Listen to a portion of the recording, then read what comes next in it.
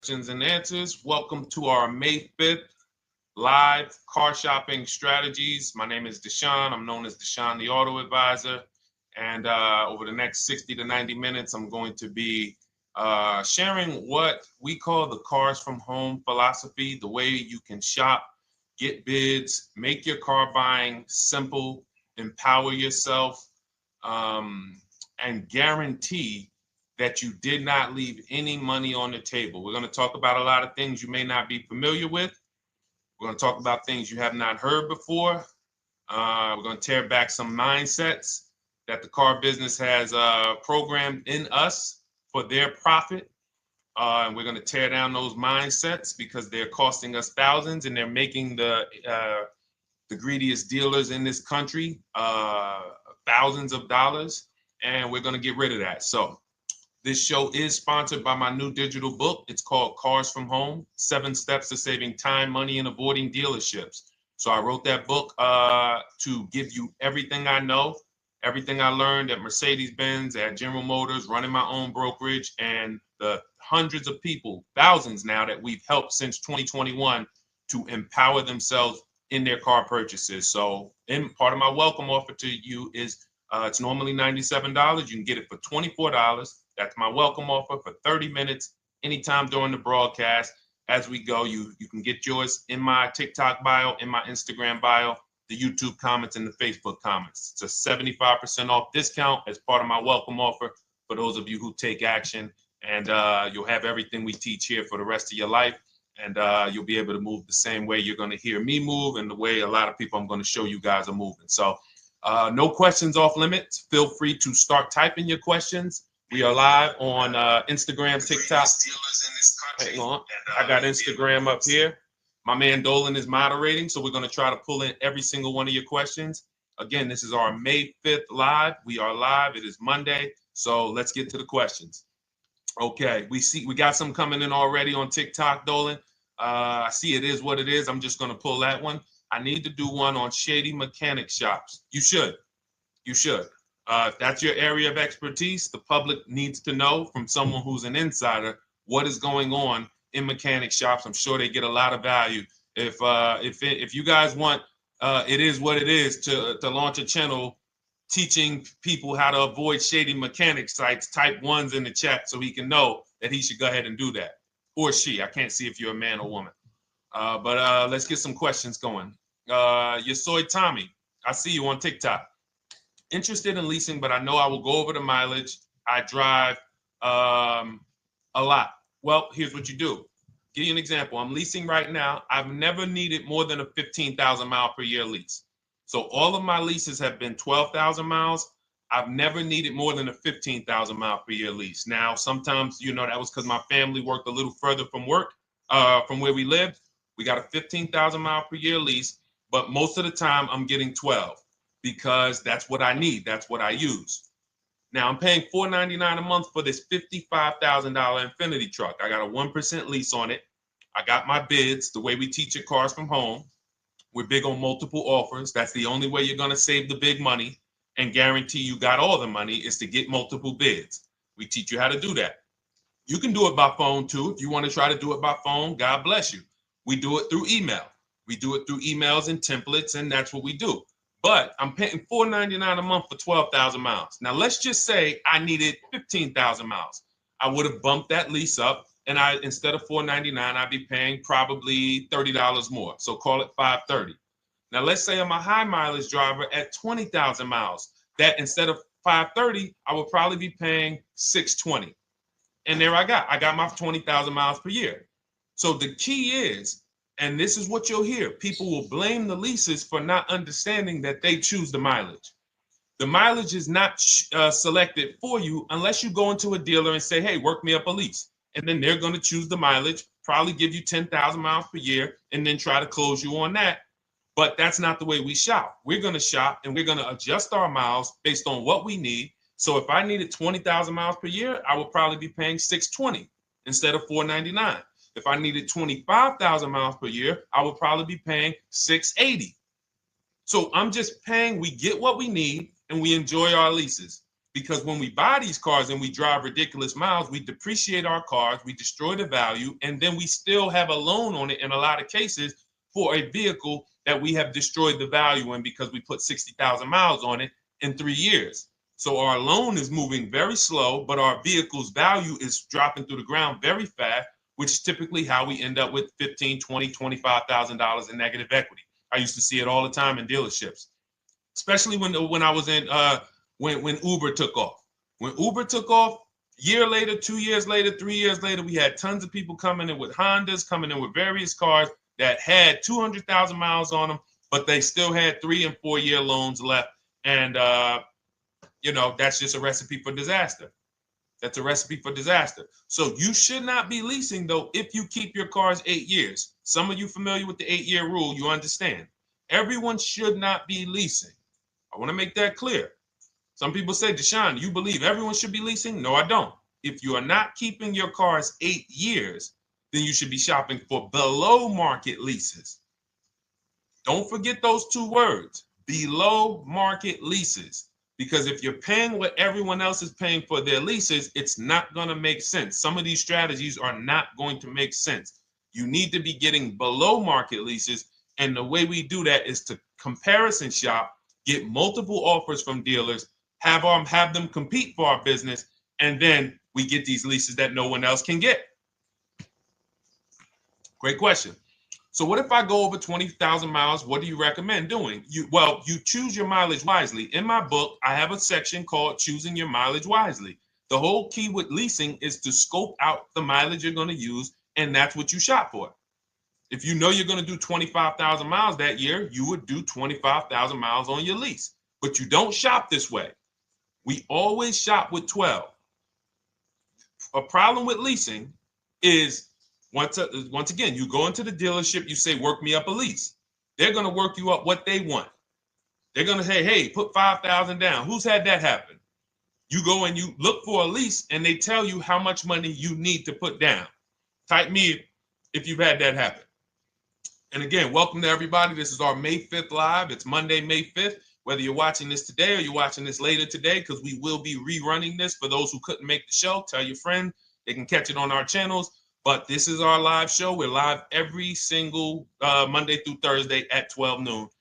So you'll see people who will go and get blessed transition. You've had this happen. This is what you go in. They work you up a lease. Here, you need 3,000 down. Yeah, you need 3,000 plus your taxes and fees. What do you want to do? So that's them customizing our leases. We never want to do this. We want to customize our lease and run it like this, a template. All your leases you get with, ready? 12,000 miles per year. First month's payment only due at signing. That's it. 12,000 miles per year. First month's payment only due at signing. That is how you shop all of your lease offers, because this allows you to now use the 1% rule, which I didn't create. A lot of lease savvy people know about the 1% rule, where your MSRP, I'm going to just show an example of an MSRP, the price on the window sticker. Every lease is going to be brand new, guys, or either close to it. The price on the window sticker is the price we go by, the MSRP, and we're going to divide our monthly payment into the MSRP. And once we get that, the number, that's going to tell us if we got a 1% lease, if we got a 1.5% lease, if we got a 1.8% lease. And what we did was I created the 1.5% rule to know we were overpaying for leases. You don't have value when you lease something over 1.5%. But let's keep it to the point. The point is you're shopping all your leases, first month's payment due at signing, 12,000 miles per year, and then you're using the 1% to 1.5% rule to gauge the value.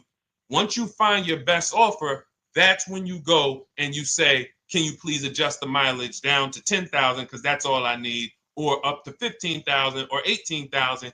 You shop your offers with 12. You find your best offer concerning what value is, 1%, 1.2%, 1.4%. You lock that up, and then you tell them, show me what the payment will be with 20,000 miles per year or 15,000 miles per year. That's going to keep you from walking into these 80% dealers which are never going to give you a below market deal. When they drop their prices, they're never going to drop low enough to beat their competition. That's why their name of the game is them keeping you from checking their competition. And then you avoid these people, you find those deals, and then you adjust the mileage with that dealer. But choosing your mileage is very important with a lease. And that's why you should take 5 minutes, 10 minutes, tally up your lifestyle over the next 3 years, and you choose your mileage that you need. Great question. Let's go, Dolan. I'm getting married today. Congratulations to Ash on Facebook, everybody. Ash is getting married today. Congratulations.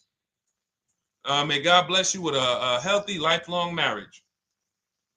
Hallelujah. All right. Angel on YouTube says, can I lease for 36 months, then purchase to have a lower payment instead of buying at a higher payment? Now, what he's asking or she's asking is, I want this new car, but if I buy the new car, then I'm going to have to pay for the new car, in which case it's too unaffordable. So can I lease it first and then buy the difference at the end? Yes, you can. Let's talk about why that's not that financially wise. There are signals, guys, that tell us we are looking at vehicles that are too expensive for us. Signals. Would anyone on here take a 50-year mortgage? Anybody? Anybody? We got some smart people on here. Anybody volunteering for the 50-year mortgage, ladies and gentlemen? Anybody? Come on, somebody.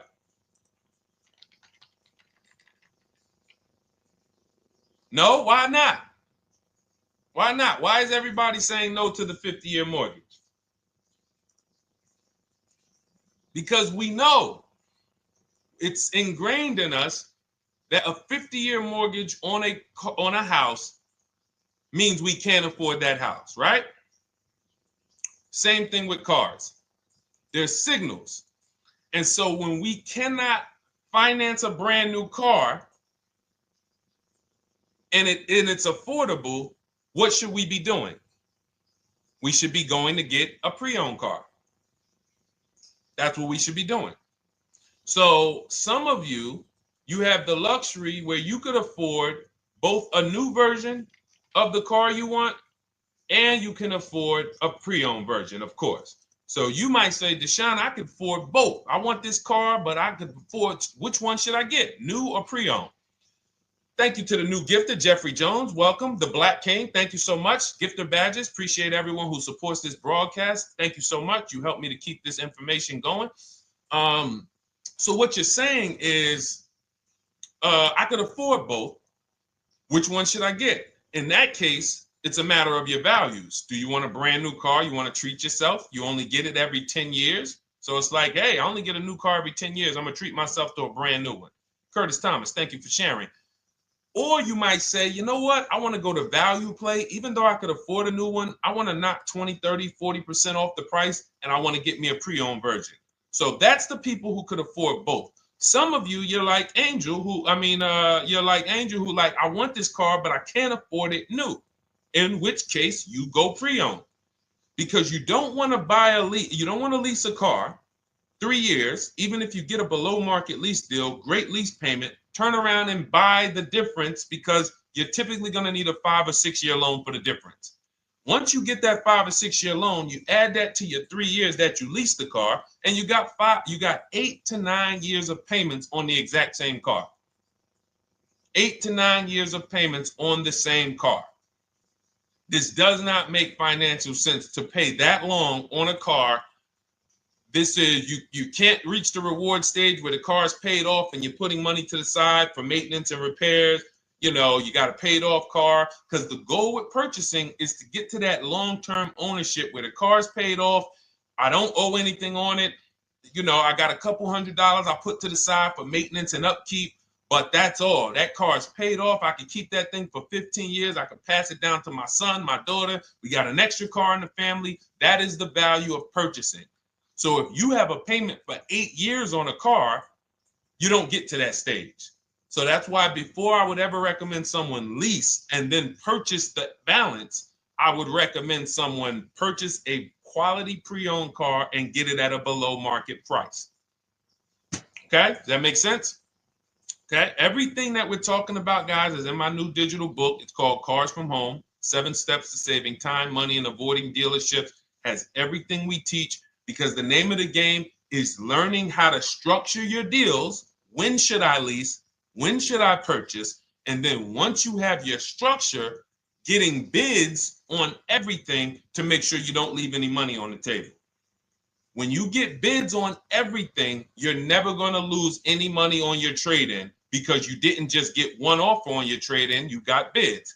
You're never going to overpay for your interest rate, because you didn't get one offer on your loan, you got bids. You're never going to overpay for the new car or the used car you're buying, because you didn't get one offer on it, you got bids. And that empowers you to control the transaction.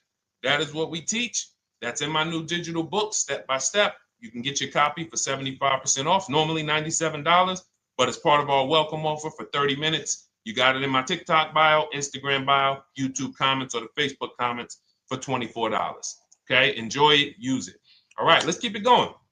I need to buy a car. I want to know how to buy the advertised new the new SUV vehicle for under $10,000 or even under $20,000. I don't really understand the question. Let me read it again. I need to buy a car, and I want to know how to buy the advertised new vehicle for under $10,000 or even under $20,000. Are you saying that's the discount you're looking for, or are you saying that is my budget? Please let me know. I don't quite understand. Go ahead to the next one, Dolan.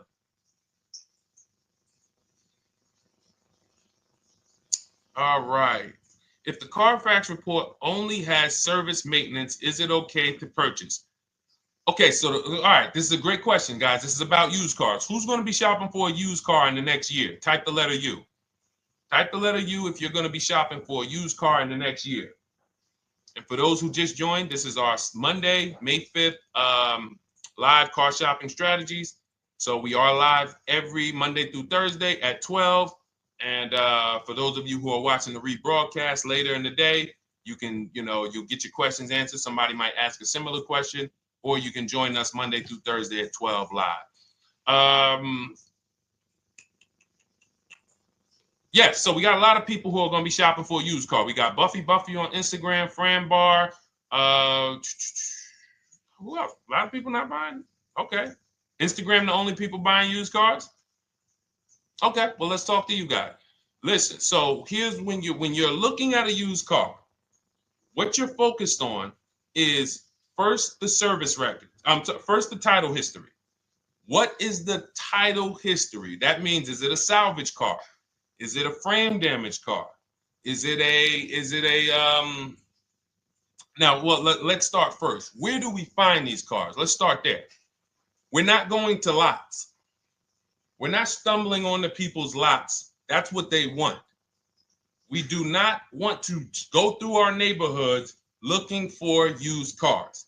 Anybody who does not have a used car on a website, they're trying to take advantage of you, because that is unadvertised, that they don't want to be where the competition is. That is not the way we're going to move. And for years, it was like that. You drive past a dealership on the weekend, you see hey, oh, look, they got this nice yellow car, a nice big red car outside, and you just pull right in. That's 2005 stuff.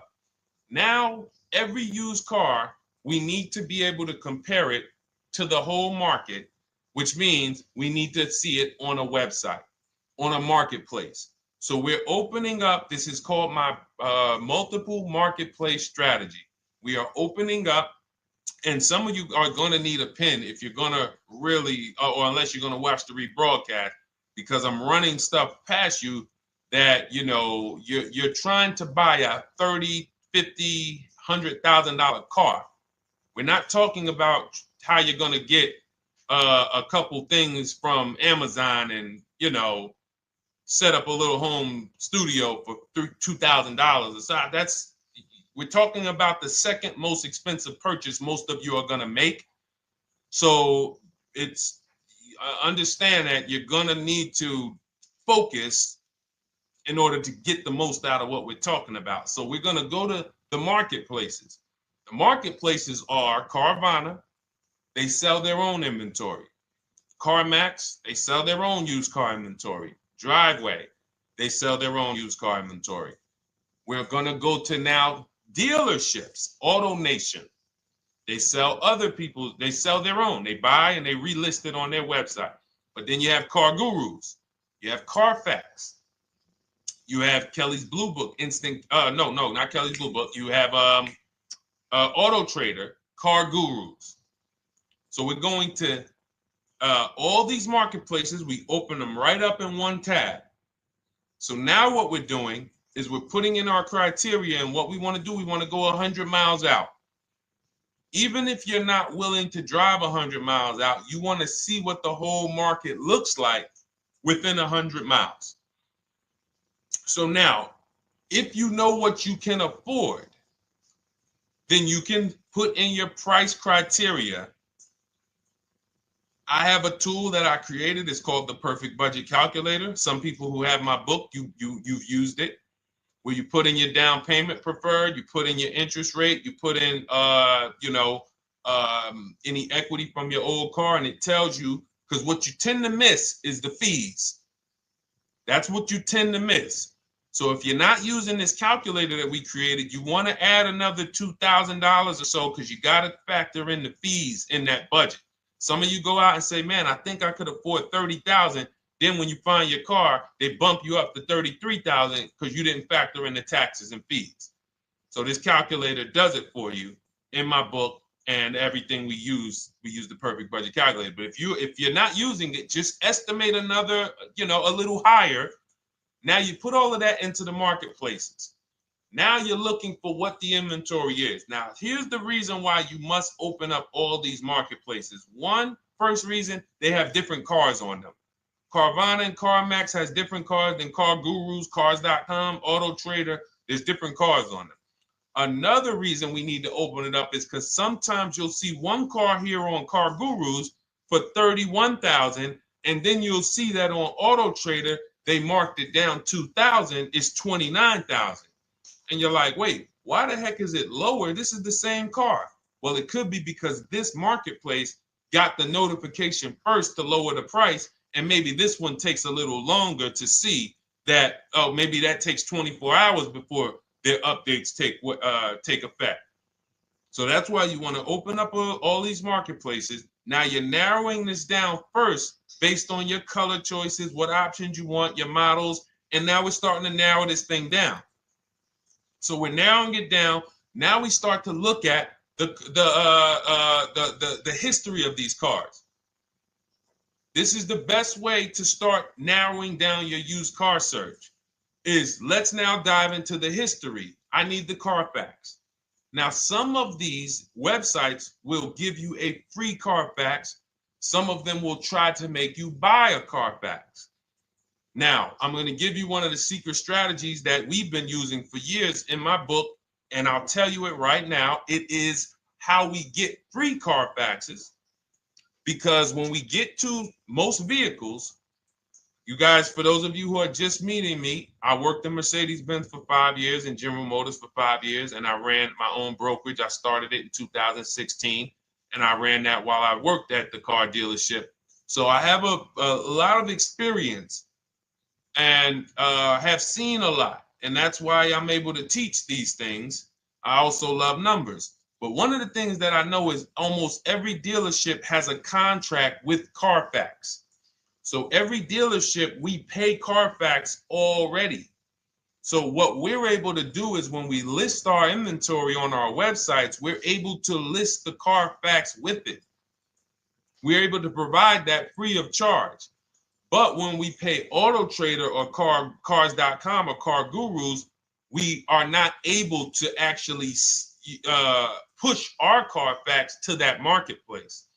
But if you come to our website and you find the vehicle on our website, most times you will find the Carfax for free.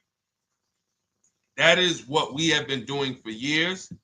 So that now we have the Carfax, because the Carfax is the only way we can see those service records right now, because we've already narrowed it down based on, first thing we're doing is we're looking at title history, frame damage, salvage title, rebuilt title, total loss. That's the type of vehicle. The next thing we're doing to narrow it down, which is where many of you get in trouble, is you're looking at the service records. Skipping service records, buying used cars without seeing service records is disaster. The biggest indicator on if a vehicle was taken care of is what is on those service records. And if you can't see those service records, then I would not buy the car. Somebody say, oh, I'm changing the oil myself. If you don't have proof that you have changed the oil yourself, I cannot see it. I cannot see that you have maintenance this car, and that's a turnoff for me. Because now when you drive that car a year later, 2 years later, things start happening. You have no one to blame but yourself. Now the regret kicks in. Man, I knew I shouldn't have got this. But chances are, if you find a quality vehicle and you see service records on that previous owner's report, that's going to lead to a quality experience. Okay, so that's pretty much how the initial part of our multiple marketplace strategy. As you can see, we have this to a science. Nothing that we're doing is by chance. Nothing we're doing is on a whim.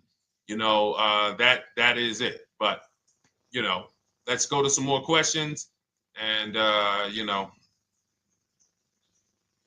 I think the biggest thing I want everyone to understand so far is that we don't wing anything in this process. There's nothing, everything that I'm teaching you is going to be out of our systems. Now, some of you have different learning styles. So let's address this. Again, welcome to our May 5th, Monday, May 5th live. We're live Monday through Thursdays at 12 noon.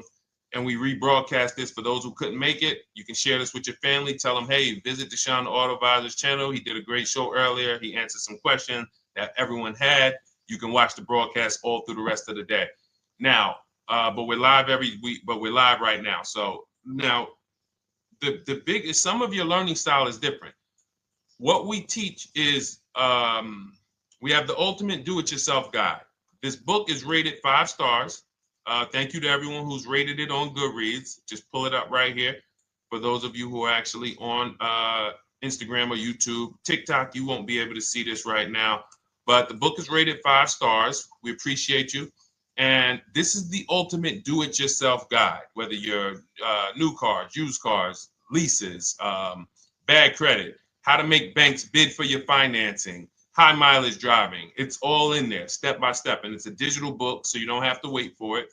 As soon as you get and hopefully you get there before the 30 minutes, so you get your copy for the $24 instead of the $97. That's our welcome offer. But that's your do-it-yourself guide. Some of you, you're a do-it-with-you person, and that's Shop with Deshone. You like videos instead of reading. You want coaching. You want support. You want a community. We have 1,600 people in our Facebook group. That's our Shop with Deshone. We've had 2,200, almost 2,300 people come before you. When you see me share people like Zafrina and like Melissa and Sheree, Ken, all of these people who are, they're showing their car deals that they got. Look, took me about 30 days. He went through, past Friday, locked down 2 vehicles, 2 Yukon 2025. Said he dropped sold the BMW. They dropped the price down to 70 grand. So they took off like 5,200 for him. These are all people who are in the Shop with Deshone. Their learning style is they prefer videos. They prefer, coaching with me. But again, it's the same information. So I want to be clear. It's just your learning style. So if you are like Deshone, give me the blueprint and I will run this thing. That you're going to be like the people who send, like Marie. Marie just wanted to let you know she got our book. Using the book, I saved over $13,000 off MSRP. Now, here's where the feelings get hurt. And this is not my intention. But some of you have these same vehicles that you're going to see me sharing that our people get. And when you see what they paid for them and what they're getting off of them, you're going to see, wow, I did not get that.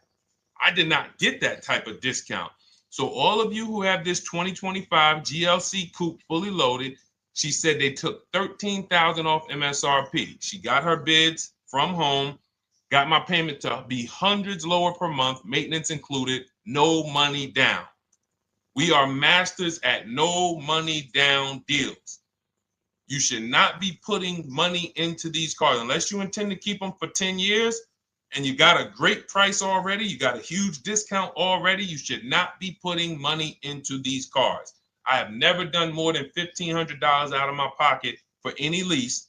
And when my car that I bought, I put money down on that because I bought it to keep it. But everything else, we are shopping with no money down. So you're going to see that a lot. So again, depending on your learning style, you can head to my bios and to the comment sections, open the Cars from Home Toolkit, Shop with Deshone might be right for you. I don't care how you get the information as long as you are saving the money. I don't care. If you could do it with a $24 book, do it with the book. I would rather you say, man, this guy Deshone helped me. I bought his book. I got it on the sale because he did the welcome offer for $24. And man, I done got 4, 5, 6 cars using this thing. And all I paid was $24. Congratulations. I will celebrate that. I wish that for everyone, but that's not everyone's learning style. So, okay, Dolan, let's keep it going. I'm sure we got a lot more questions coming in. Molly from Facebook, great to see you. Needed to be here. Well, I'm glad. I just ordered a new vehicle last week, expected to arrive in 3 months. I need a breakdown of how to get out if the options they want, get out of the options they want to the MSRP. Well, first of all, what you want to do is you want to get bids now. You do not want to wait. Those of you, she's ordered a car. She's scheduled to be here in 3 months, and she has not locked in her pricing. Now, the reason when we order a car, we are always getting our bids first because the closer your car comes to arrival, the less leverage you have. They know once that car comes in there, she's been waiting for 3 months. She is not going to want to walk away from this car. She is not going to want to do this all over again. And they're going to probably take a shot and say, or if you look for a discount at that point, you probably are going to be like, no, I'm sorry, we can't give it to you. So what we're going to do is we have to now send that request out. Now, there's 2 ways for you guys to do this, whether you're leasing or purchasing new cars. 2 ways for you to do this. You can do it your way, which is calling around. Calling around, not going into dealers, calling around, ask for sales managers, try to get yourself at least 5 offers. Because the only way you're going to see how overpriced the offers are is to actually get multiple offers. So I'll give you an example. I'm showing you guys on the screen what a market report looks like. So we also have a division. We shop for people's new cars and their leases if they have good credit. So when you see, oh, I tried to pull it up. It's not loading. So what you're going to see, and some of you who've used our stuff, you can testify to this. There is a huge spread between the best price and the worst price. Huge spread. So in order for you to know you actually got the best price, you need to see 4 other offers that are higher. I'm going to say that again. Thank you to all the gifters on TikTok. Thank you, Jeffrey Jones. Appreciate it. You need to see other offers that are higher. So let's go back to my car. This dealer who won the bid for my Infinity truck saved me over $8,000. Now, he said to me when I was making the deal with him, he said he knew that I was not going to find a better offer because he had used a special coupon he had to apply towards the deal. He needed the deal that month, and that's why he won the bid. So he's able to take off $8,000. If I was purchasing, I would have got $8,000 off the price. But I leased it, so my lease payment was $499 a month with $1,270 down total. And $1,270, $499 of that was my first payment. So every other offer that I got, $560, $605, $640, $700, $750. That's how you know you did it right. If you don't have a bunch of the 80%, we call them. This is the 80%. Some of you have heard me say we don't negotiate with dealers with fake fees. It's a losing battle because even when they take off all the fees, they're still super high. I'm going back and forth by email. So if you're using what we teach, you're taking minutes out of your day. You're going back and forth with email. We close deals in 60 to 90 minutes. I'm not inviting anyone to car college. 60 to 90 minutes of emails back and forth. Next thing you know, we're closing a deal. But you're going to see, even after back and forth and telling the dealers through email, you can do it by phone. Hey, I'm shopping other dealers. Please make me your best offer. I have all the templates written. So when you're using our stuff, you don't even have to wonder what you're going to say. You just copy and paste our template.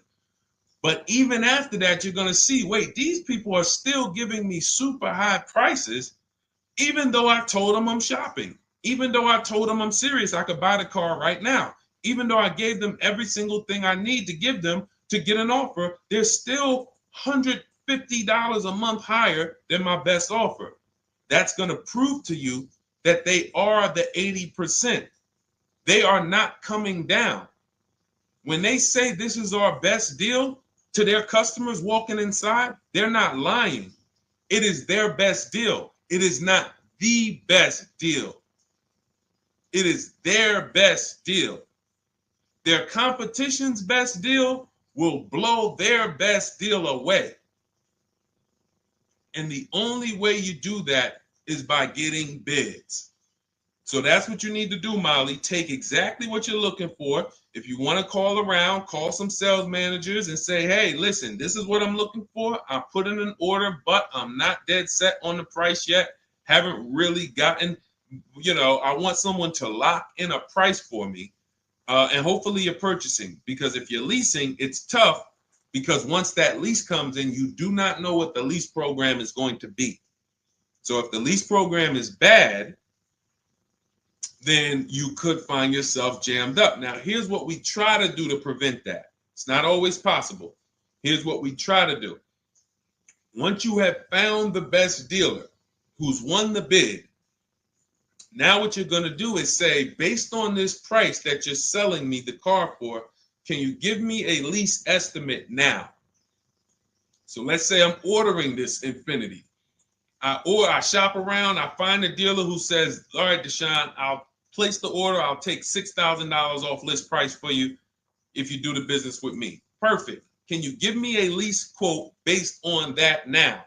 I know this is not the vehicle. My vehicle's coming, but can I get some type of an estimate of what it would be? And then I look at that, and if it's affordable, now I place my order.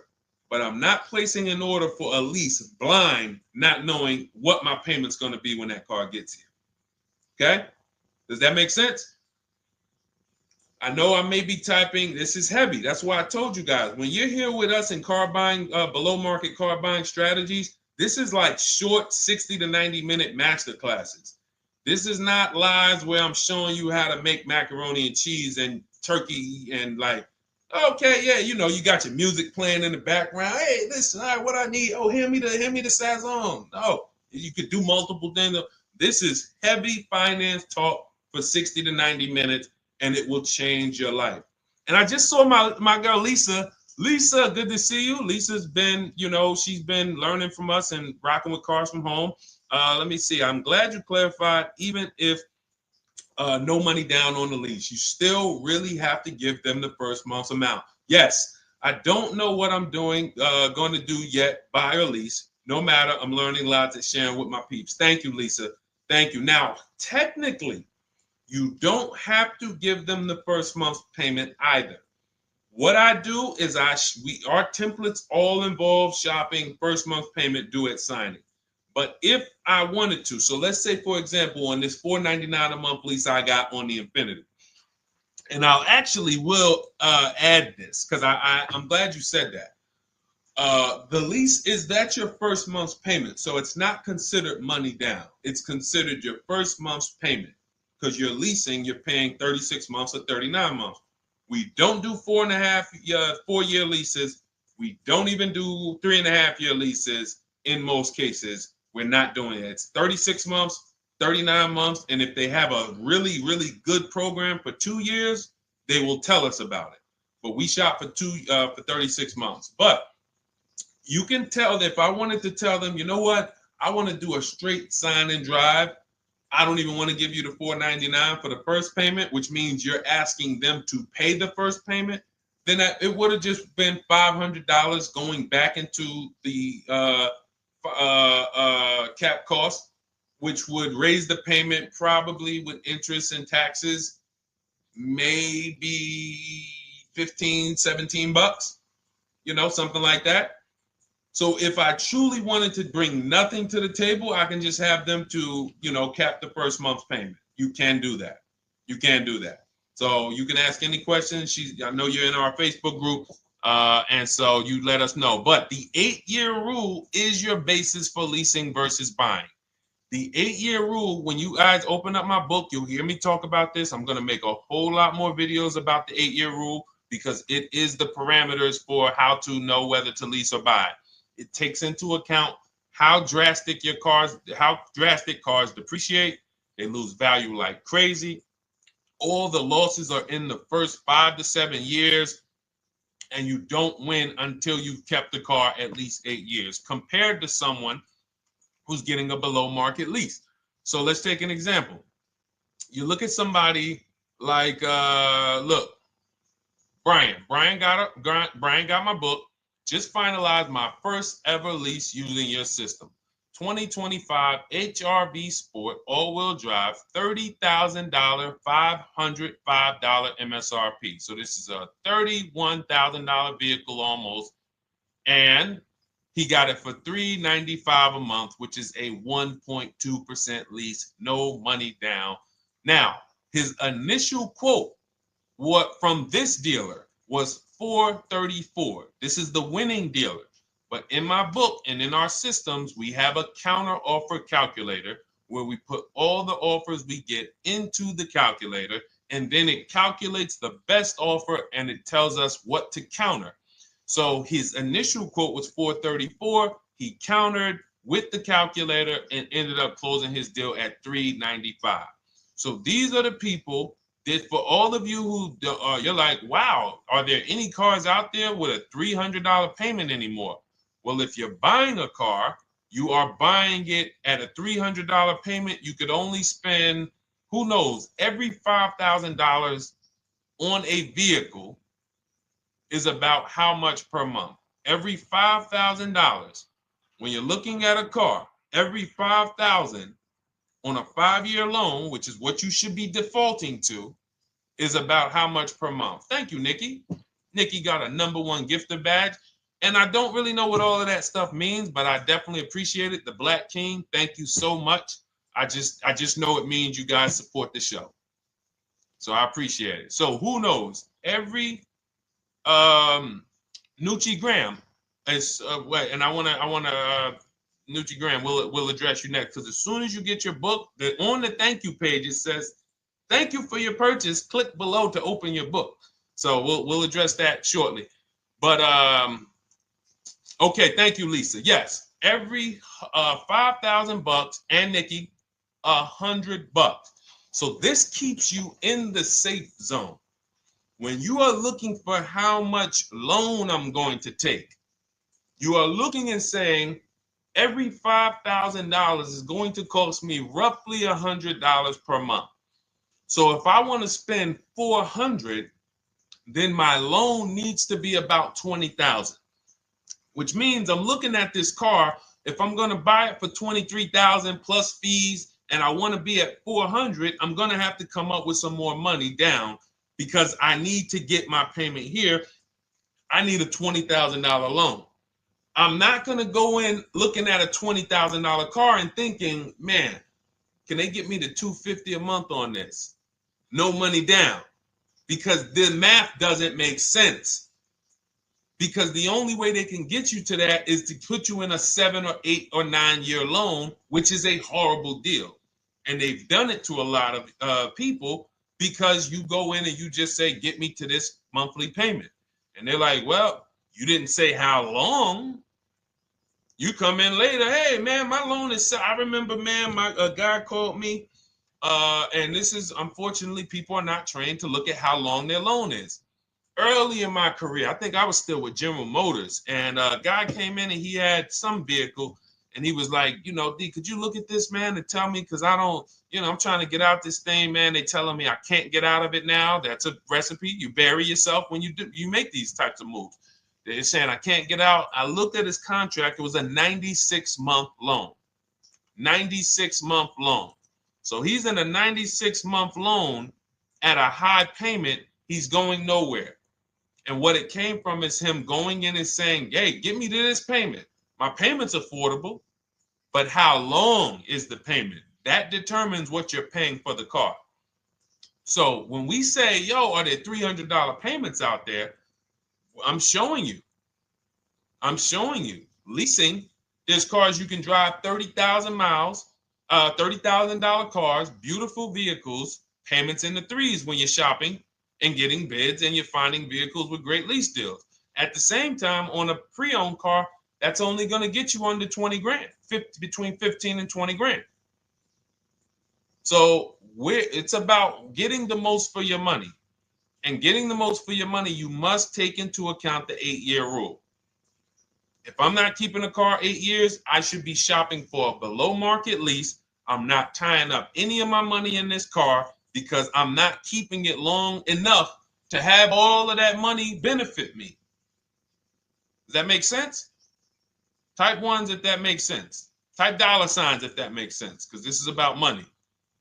If I'm not keeping the car 8 years, then all the money I'm going to tie up in the car to pay for it, to pay off the loan, to do the maintenance, to change the tires, to change the brakes, to change the oil, to change the brake fluid, the transmission, all of the money I'm putting in that car, just normal maintenance. I didn't say anything broke. Normal maintenance over 7 years. I'm not going to keep the car long enough to have that make sense.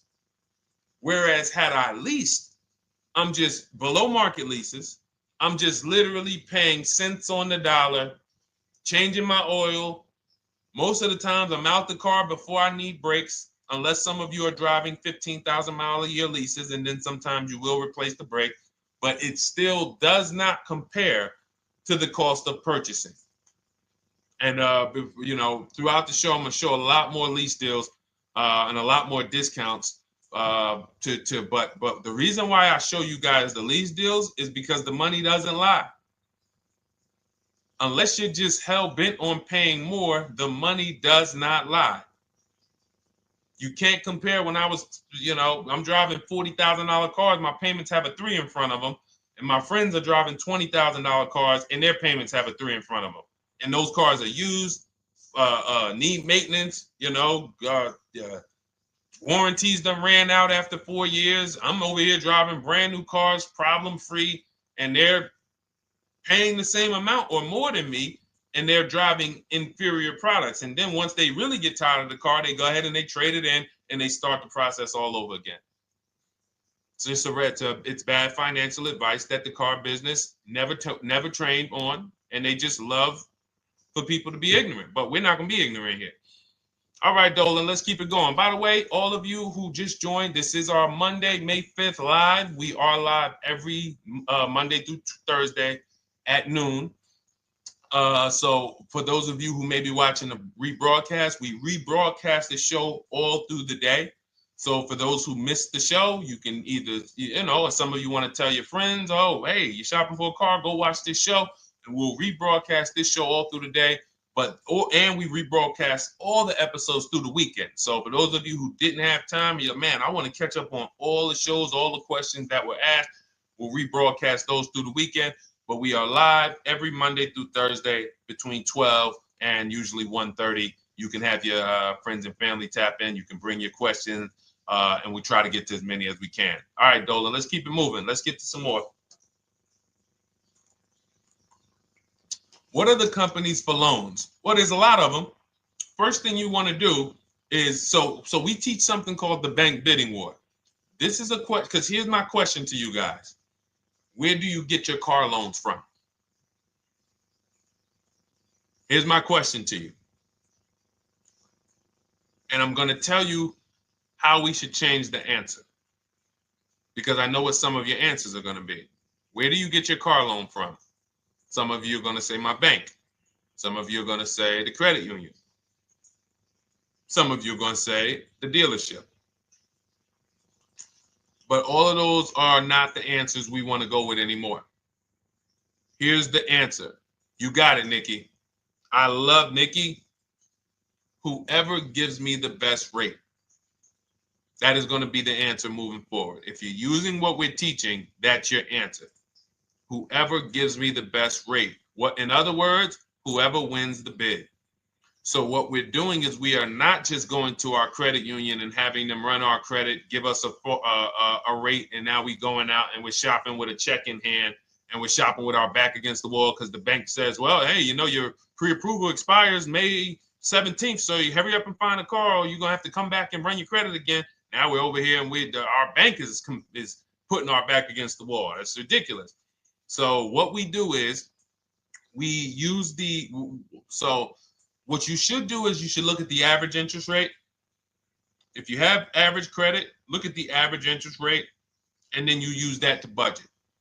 Again, I have a calculator that we invented. It's a proprietary calculator. You can't find it on Google. It's in my book. It's in our course, Shop with Deshone, in our checklist, our video checklist. This is stuff that, again, we don't, if you notice stuff that I teach, it's not anywhere. Deshone, why can't I find an 8-year rule on YouTube? It's because it's Cars from Home. We created it. I can't find the 1.5% rule. No one else teaches that because it's our intellectual property. We created it. I don't mind people saying it, but they need to understand we didn't find this stuff. We created the stuff. So calculators, we invented them.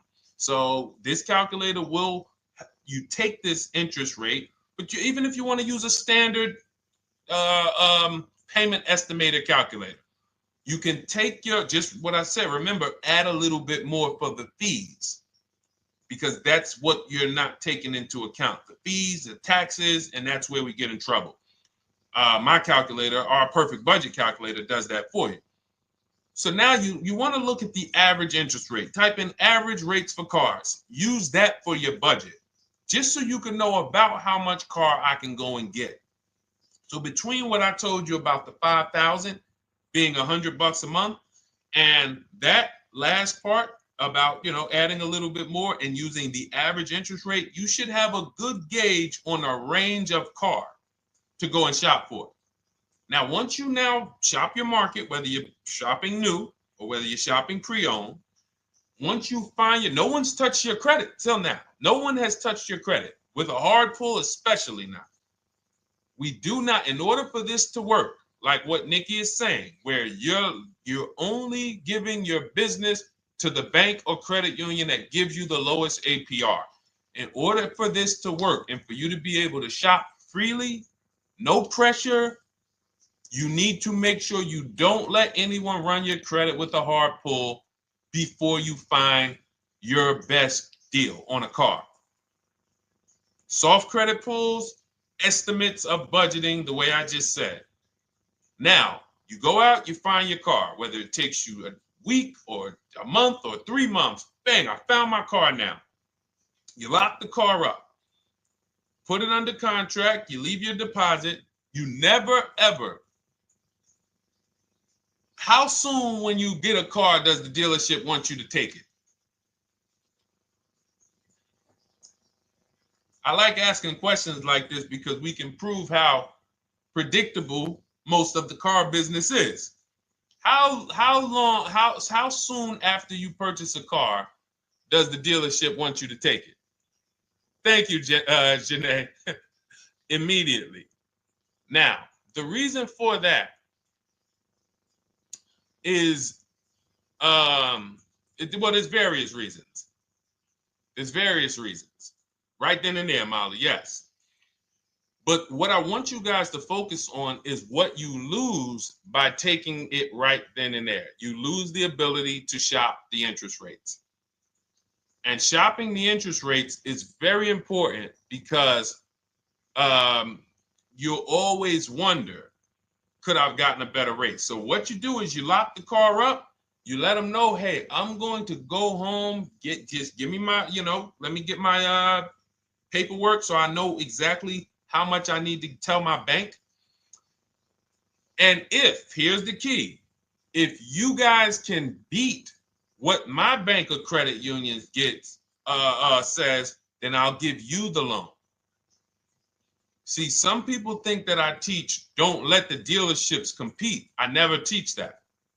What I teach is don't let the dealerships be your first offer ever.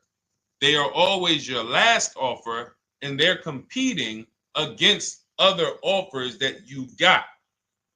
So now you're going home, your car's waiting, you're going to see what your bank, your credit union can do, and then you go online. You can go right online.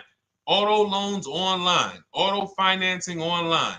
Let all of these banks and credit unions access your credit now with the hard pull, because there is an article that Experian did, and you can find it on almost any credit bureau, wrote an article on rate shopping. They allow you to have multiple lenders compete for your business within a small period of time. They say the window is 14 to 45 days. So if the window is 14 to 45 days, how quick do y'all think I want you to do it? If the window says, because that's a big window, as long as you shop within that window, at the end, those multiple inquiries will have the same weight on your score as one inquiry, because it looks as if you were shopping and you were doing your due diligence. Thank you, Greg, Sheila, with these gifter badges. I don't know. It's like a nice. I appreciate it, Glendale. Thank you. So with these, when these banks are competing, what you're trying to do is say, everyone here on my end, we call this the bank bidding war. This is round two. Round two is you are bringing your car home. I'm sorry, you are at home. You're going online. You're calling your bank. You're calling your credit union. If you have one, you're going online. This will take you literally one day, not even. This maybe take you an hour. Because if they say that the window to shop is between 14 and 45 days, I want you to do it in 24 hours. We want all the competition in 24 hours. Because that guarantees we are way within the window. They're going to look and see, wow, this person bought a car. They had multiple lenders competing in a small period of time. They're not out here just letting people run their credit over, every week. Some new banks running their credit. So now you call the dealership afterwards. You say, hey, the best offer I got was from such and such credit union or such and such bank. If you guys can beat it, I'll give you the business. You allow the dealer to now shop you to their banks. In which case, they're going to call you and say, hey, good news, we got you a better rate. Or, hey, good news, we couldn't beat the rate, but we can match it. In which case, they save you the time, they save you the paperwork. Or they're going to say, hey, listen, that's a great rate you got. We can't beat that. None of my banks can beat it. And in which case, we guarantee all around we got the best rate, which is the goal we're looking for. As Nikki said, I'm only giving my business to who gave me the best rate. That is the bank bidding war. So when you get your digital book, Cars from Home, you'll get that in writing. We also have it in our Shop with Deshone video checklist for those of you who are more do-it-with-me types. Again, we're all about your learning style. And some of you just like, Deshone, I see you. Can you shop for us? What are these? I'm seeing a lot of you guys shop for people, new cars, new cars, leases only. And you have to have good credit. Your FICO scores need to be over 670, all of them. But if you don't, again, same result. We've been helping people get these results since 2021. And again, I am all about speed. These are short videos. The book is boom, action steps, action, action, action, action. I'm not trying to teach you everything about cars. I'm trying to walk you through a path, a 7-step path to get to the result you want all the time. Okay, I'm not taking you to car college. You're not going into the car business. You just need to know how to get the best deal. And that's what it's about, step by step. Okay, but for those of you who are just coming on, this whole show is sponsored by my new digital book. It's called Cars from Home, 7 Steps to Saving Time, Money, and Avoiding Dealerships. It's a digital book. Everything we teach about new cars, used cars, leases, below market financing, high mileage driving tips, bad credit tips for those of you who have your credit is not going to qualify you for everything else we're talking about. You need specific strategy. We have that specifically for people with bad credit inside my book and inside Shop with Deshone. So that's why I never believe in one size fits all car buying advice, because all of you are in different situations. So how does somebody look saying, you all should do this? We're all in a different situation. I have a trade-in, he doesn't. He has a lease that's coming due, he doesn't. Oh, he has a lease that's coming due, he has equity in it, we need to help him get that equity out. He has a lease, it has an equity, but it has a third-party restriction. We can't talk to people the same. That's why everything we do is custom and letting you know, no matter what your situation is, it's very common to us. Very, very common. So, all right, let's keep it going. We got some more time, Dolan. Pull them up. More questions. All right, yeah, I see we got a couple more coming in on TikTok. How do I get the book? Well, the book is in my TikTok bio. In my Instagram bio, there's a website there. It's Cars from Home Toolkit. And then you'll see the welcome special for $24. So the book is normally $97, but as part of our welcome special, you got 30 minutes to get yours for $24. So you won't pay the $94. You get 75% off. We also have a link for you guys on Facebook and YouTube in the comment section so you can get your copy. And if you're going to spend a couple more minutes with us, I would appreciate if you share the broadcast with one person that you care about. So that can help, we can help get this information out and we can help change lives. If you didn't receive your ebook, well, first of all, as soon as you purchase your book, you're going to see a thank you page. It says, thank you, screenshot this page. And then it says below, click the link below to open your book. So you actually get the link to open it as soon as you make the purchase. And then I say, I also emailed you a copy. So sometimes people type their email in, one letter's wrong. Obviously, we can't send a book to an incorrect email, which is why I have my support team's email right on there. So that if you don't see that book within 5 to 10 minutes, you email my support team, hey, I didn't get the book. They'll get you the book right away. So as you can see, I want you to, Dolan, can you put up, do we have anywhere with, we can put up the support team's email for this person? And just send an email to support. There you go. Thank you so much. Support at Deshone the Auto Advisor. Thank you, Dolan. Best moderator in the world. All right, so shoot them an email. Just let them know. Give them your first and last name, and they'll check the record, make sure that we have a purchase from you, and they'll send you your book right away so you can dig right into it. Okay? All right, let's keep it. We work with clients all around the country. What I'll start doing, I wanted to bring some on here today, but I can't load them up. The system is showing an error. So I got a lot of people. I always bring tests. I always like to show results. So, you know, I'm a results person. So you'll see a lot of people that I share. Brian, who has our book, and, you know, his lease, Marie with her $13,000 off. All of these people made deals from home. They were not in a dealership negotiating this. You got, look, Frank, I bought your book, used your system, and just closed my deal and have positive results to report.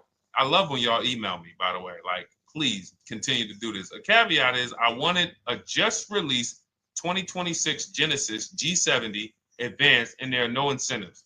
I could have gotten incentives on the 2025. However, I wanted the 2026, and I was willing to pay.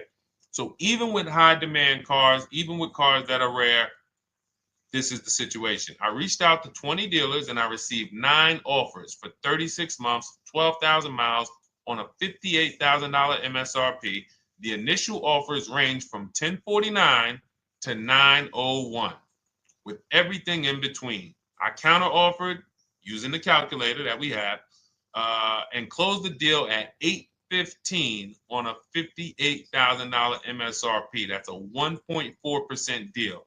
Now, mind you, that on a vehicle on a 2026 with no incentives, which means every bit of that was the dealer taking off money for him. He probably had to get at least $5-6 grand off to have that deal come in the 8s, when other dealers were quoting him 9 up to 10 and, you know, mid $1,000 range. So, you know, but so I show the book testimonials. I show my Shop with Deshone testimonials. But I want to start bringing these market reports so you guys could actually see that's our team shopping all around the country. And that allows us to stay, we're able to just stay on top of the market, like from state to state. It proves like this stuff is not, oh, if you're in New Jersey, the deals are better. Hey, if you're in Florida, the deals are better. If it's California, we don't have deals out here. All of this stuff is not true. And thank God we have people using the Cars from Home systems, be it by book or be it by our video checklist, or be it us shopping for people all around the country where we can tell you beyond a shadow of a doubt. I can show you market reports from Texas, from Oklahoma, from South Dakota. We did a deal for a Mazda, a South Dakota deal, Nebraska, California, Florida, Georgia. We're shopping for people all around the country. And there's great deals everywhere in the country when you know how to make dealers bid. Because you're always going to find that 20% dealer who just wants to beat their competition. They're the best in the region. And you got to go out to find them. You got to have a system to find them. Because most of the dealers are not them. Most of the dealers are the 80%. That's just the way it works. It's a numbers game. And the 80% are very expensive. And when you walk into the 80%, they'll go down. You're like, oh man, all right, can you take off? Can you get me down? Like, yeah, man, you're like $150 a month higher than where I could be, my max. And they go back and forth. They're like, man, I could take off $50 a month. Ah, man, that's the best you could do.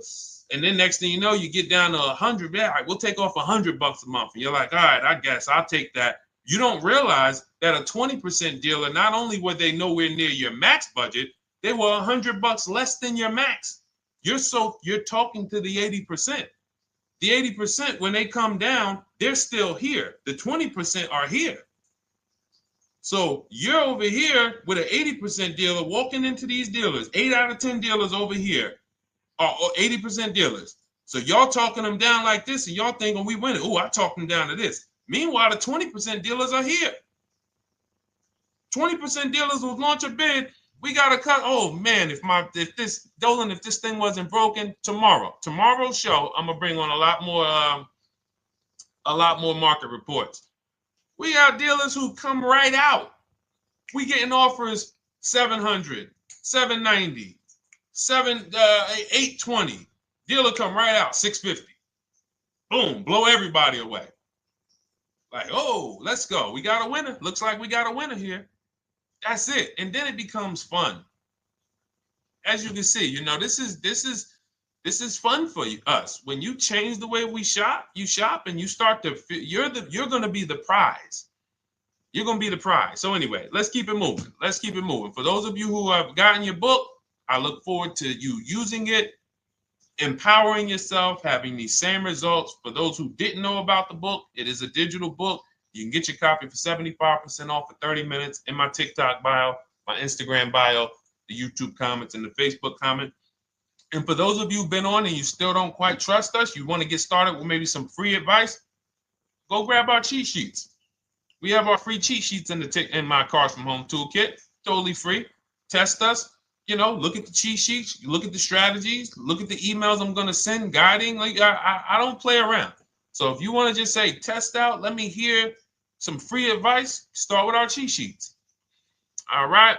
Yes, I'd actually answered that when I read that comment, Dolan, on TikTok about do we work with clients in New Jersey and New York? Well, yes. When it comes to shopping done for you, if you open the Cars from Home toolkit and you're like, Deshone, I just want to relax at home. You guys go shop the market for me. If you have good credit, FICO scores over 670, and you have and you're shopping for a new car or a lease, you can book a call with us and we can see if we can help you. Book a 10-minute call. It's free. And we can see if we can help you. Is it best to lease a car if you're currently underwater? Ooh, if I was underwater right now, let's just say I have 15,000 negative equity. I made a bad deal during the pandemic. I'm upside down and I'm like, man, I got to get out of this car. But and first of all, I know I should be leasing because now we know the 8-year rule. The 8-year rule says if we're not buying our cars to keep them at least 8 years, we should be shopping for below market leases. We're going to pay a lot less money. Below market leases, not normal leases. Very important. So what I'm going to do is I'm going to actually right now look for an electric vehicle that I could lease because some electric vehicles right now, we're getting under 1%. We're getting 0.88% leases. We're getting 0.79% leases, because if you do your bidding, you're going to see. Now, again, if you want to call around for your multiple offers, you can do that. I'd rather you call around than to do what you've been doing. I'd rather you, with your new cars and your leases, call around before you walk. That's better than what you've been doing. But if you're like, Deshone, I don't want to talk. I don't want to wonder what I'm going to say. I just want to copy and paste. That's the Cars from Home way.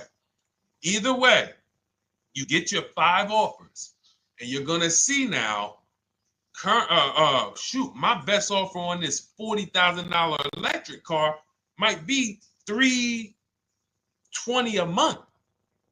So I'm now driving a $40,000 car. If I didn't have my negative equity, then I would be driving it for $320. But now I got to bring this negative equity over. Now, the reason why you want to look at these electric cars for this is because if you try to bring a bunch of negative equity over, what ends up happening is you're now messing up the loan to value ratios, and the bank won't approve it.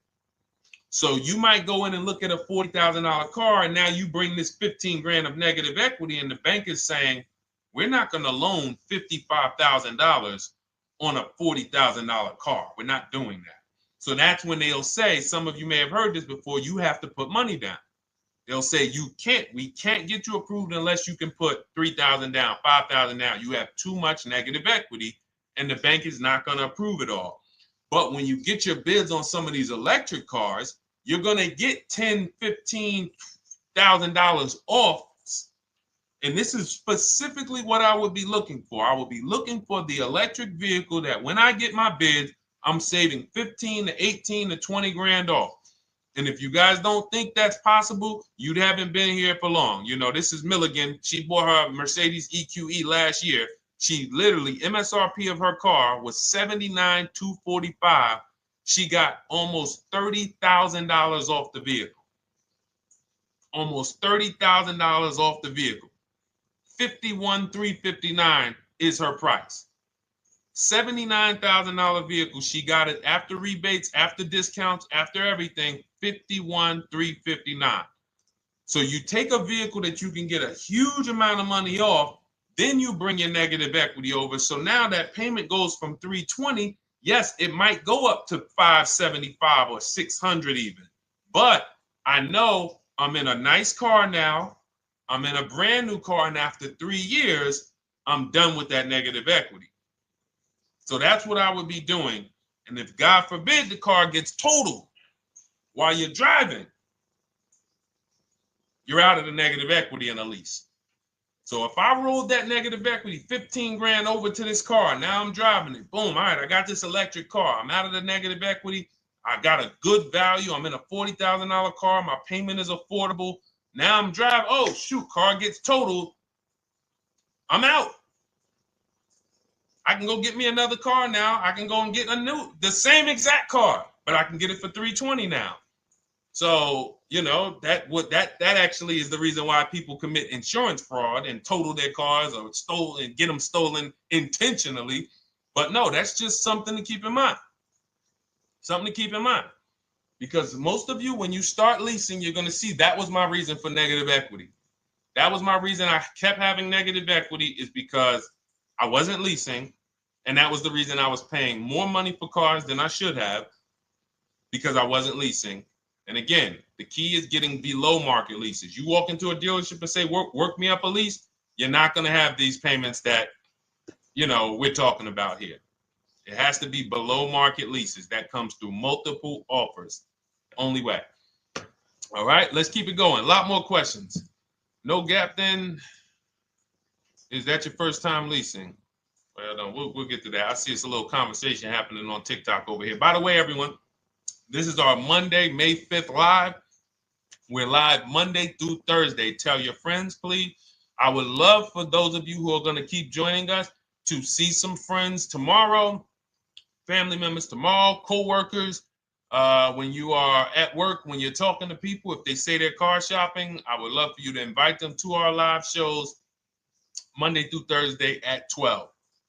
And if they couldn't make the show, we will rebroadcast each episode for the rest of the day. So after today, after we end the show, if you guys want to refresh on some things or you want to whatever, you want to send people, we will rebroadcast this episode for the rest of the day. And then on the weekends, we put together a weekly compilation. We broadcast them all just for the people who couldn't make the live shows. But every Monday through Thursday, we are here. And yes, happy Cinco de Mayo to you too, Nikki, and to everyone who celebrates. All right, what do you think about waiting till December month, mid-month to buy a vehicle? I do not. Dealers need cars to sell before that. It's a myth. All right, we're going to dispel a myth, okay? When have we been taught that the best time to buy a car is? Thank you to everyone running up the likes on TikTok. We're at 3,400 likes. Every time you hear something you like, you double tap the screen. That makes a big difference. It sends a message to TikTok that we're doing something good over here. Okay, end of the month. Yes, sweet now. End of the month. So we're gonna peel, like I told you guys when we started the broadcast, right?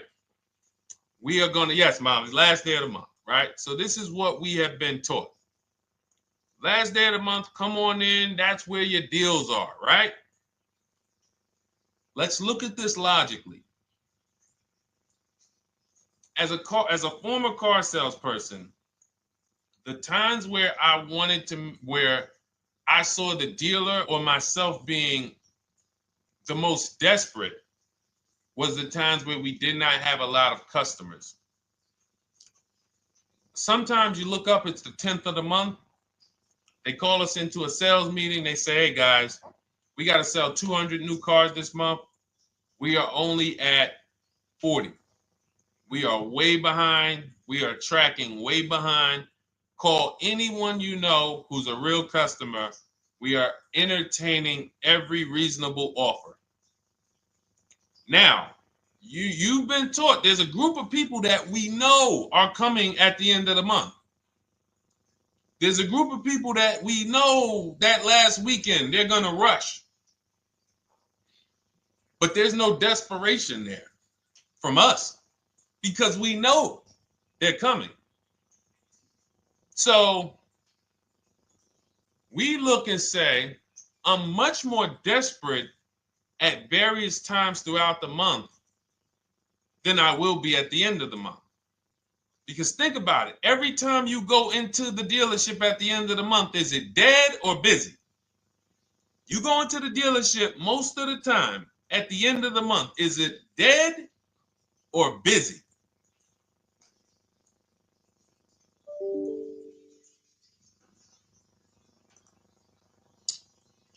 Thank you. It's a zoo. It's a zoo. Customers everywhere. That means all the car salesmen are not worried about making a deal. In fact, they're looking at you and saying, hey, Molly, thank you. Listen, I know you, look, I know the payment's $780 a month. I know you said you wanted to be at $499, but, we've been going back and forth. Can you work your way up, get closer to the $780? Because they know now we can take a shot. Because we have some other customers behind you, Molly. Did you see the people walking out? These people just walked out. They're mad. We don't have enough salesmen here. We got people waiting 40 minutes to speak with somebody. Do you think you're getting the best deal when that's the energy? Yes or no? Let's just be honest here. See, you might forget some of the lessons that we teach if you don't have our books and if you're not in our video checklist and coaching. You might forget some of the lessons, but hopefully you won't forget the stories. So you walk in the dealership at the end of the month, the place is a zoo. It's people everywhere. They're ringing bells. They got the big clown, donuts around. Hey, you want a donut? Do we think there's desperation? Thank you, Sheila. Thank you, Molly. There's no desperation here. And they don't magically wait till the end of every month to hit their numbers. Some dealers hit their numbers at the 25th of the month. Numbers are hit. We still got people coming in end of the month. So What we want to do to answer the question is we want to be positioned. What I like you to do, for those of you who are in an emergency situation, you need a car in a week, in 2 weeks, that's fine. Everything we teach can guide you. We've had people who got their cars in 3 days. Like that's not something that is let's see. This is my second go around, much easier, more relaxing experience. Calculator definitely helps. Turned in my CRV, got a 2022 Marcus, some dealers wouldn't do. Somebody, I wanted to read you somebody who got their car in like 3 days, 5 days. That's normal. Again, like I said, we're not taking you to car college here. Like you know, our step-by-step programs can get you to your cars in less than a week, 90 minutes. But you don't want all your car shopping to be emergencies, because here's where you want to be. You want to be able to say no for up to 3 months. Reason is, there's a group of people that walk into the dealerships. They're there right now. They're desperate. They're giving off desperate energy.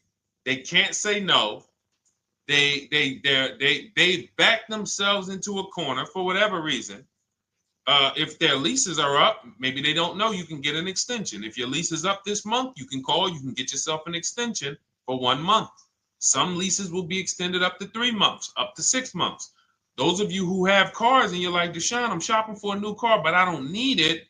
I just, my car still got some life to it, but, I want to look for something new. This is a position of power to be in. This is where you want to be. You want to be able to say to yourself, all right, let me look at the offers this month in May. All right, I'm going to follow up next month because the offers change. The used car market changes. The lease prices change. The dealer desperation, it changes. I'm not letting tariffs push me into doing something and making a bad deal. I'm not doing it. I'm not worried about tariffs coming, because there's going to be deals no matter what. If the prices of the new cars go up, what happens to the prices of our used cars that we're going to be selling? See, that's how we really won during COVID. Some people who've been with me since 2021, that's how we were winning. My man John Shaw, he was one of the first people. David Isaacs came in, got his BMW. Yes, the lease prices were slightly higher back then. We were still getting under 1.5. We were still getting 1.4. John got a 1.2 on a Jeep Wrangler, but we were selling our old cars for 8, 10, 12 grand more than they would be worth today. So even if the new car market goes up, we know how to maximize the prices of the cars we're getting rid of, and we're going to offset it. So we want to position ourselves to be able to say no. That is the strength. That's the leverage where we can say, you know what? All right, I'm going to follow up next month. Now we're telling the dealers right up front, hey, call me. I'm good between now and June 18th. I'm good between now and July 20th. So now what those dealers say is, okay, this is a serious customer. By the way, we have all this in templates in my book. You fill out the template, you fill in, here's the day you can buy a car. This is your deadline. When we blast it out, these are things you can call dealers and you can tell them, hey, I'm good between now and anytime before the summer. Call me if you get a black one with the red seats and this package in it. If you want to call around, you want to do it that way, you could do that. But what you're letting them know is, call me when you want to make a deal. I can make a deal today. Let me see the numbers today. Great. All right. If sometimes you'll see that a car is a little bit out of the range we want it to be in, you might say, man, I'm looking for it to be around, 505. This thing's coming in about 550. Okay, maybe I'll check next month, see if the program gets better. You might say, all right, dealers are saying to some of you shopping for cars that maybe every dealer is not going to have it. When you reach out to the dealers, only 5, 6 dealers have it. But they say, hey, I got something coming in May. I got something coming end of May, June. Is that good for you? See, they're desperate customers. They can't say yes to that because they back themselves into a corner. But you guys now operating with a 90-day shopping cycle. If a deal comes today, I'm jumping on it. But if you got something coming next month, I'm jumping on that. Call me when you're desperate. Call me when y'all have that meeting. Hey guys, we're way behind. Listen, we need a deal. I'll take any deal right now. Hey, is that person that Sheila McCauley, you know, that last month, her number, we couldn't make that deal last month. Did she get a call yet? Hey Sheila, did you get a call yet? No, I'm still waiting. Okay, great. We can get to your number now. Perfect. Thank you. Positioned. So we want you to be positioned when you use what we teach, whether it's the Cars from Home digital book, whether it's the Shop with Deshone. For those of you who are like, Deshone, let's do this together. I want the checklist videos. I want coaching. I want to be able to pop into the Facebook group, ask around. We can't give you that for $24. No author can give you the support. I got tons of books. There to Be a Man, In His Steps, Tony Robbins' book. None of these authors can give me support for the price I paid for their book. That just can't happen. But some of you are like, you know what? This is a big investment. I want to make sure I have access to, you know, systems for life. That's the Shop with Deshone done for you video checklist. And then you got coaching direct with me in our Zoom calls every first and third Wednesday. Twice a month we do. And then we got our private Facebook group with 1,600 people. And then some of them are sharp as me. I'm telling you, let's look at, you know, y'all know I brag about Rosalie. If you like Rosalie, if girl got 4 cars in within a year, you know. Her first car was the Infinity. She got her Infinity truck. And I was sharing her a lot last year when she got her Infinity QX60, but she recently shared that she got 3 vehicles. And hold on, where is she at? I just had her up. So this is the people that's in the group. Like, look, 3 vehicles. Big shout out to Deshone the Auto Advisor for making these incredible deals happen. 3 new leases for my sons with only first month's payment down. She got a Nissan Rogue, almost $37,000 vehicle, $399 a month, no money down. Mazda CX-30 Sport, $28,000 vehicle, $28,300, $339 a month. That's a 1.2% lease. And she got a Mazda CX-50 Premium Plus, $40,400 vehicle, $420 a month. 2 1% leases and a 1.2% lease. And the cherry on top, she says, I sold 2 leases. Some of you don't even know you could sell a lease. She said, I sold 2 leases. She had equity. Now, not every lease has equity. But if 8 out of 10 leases don't have equity, then 2 out of 10 do.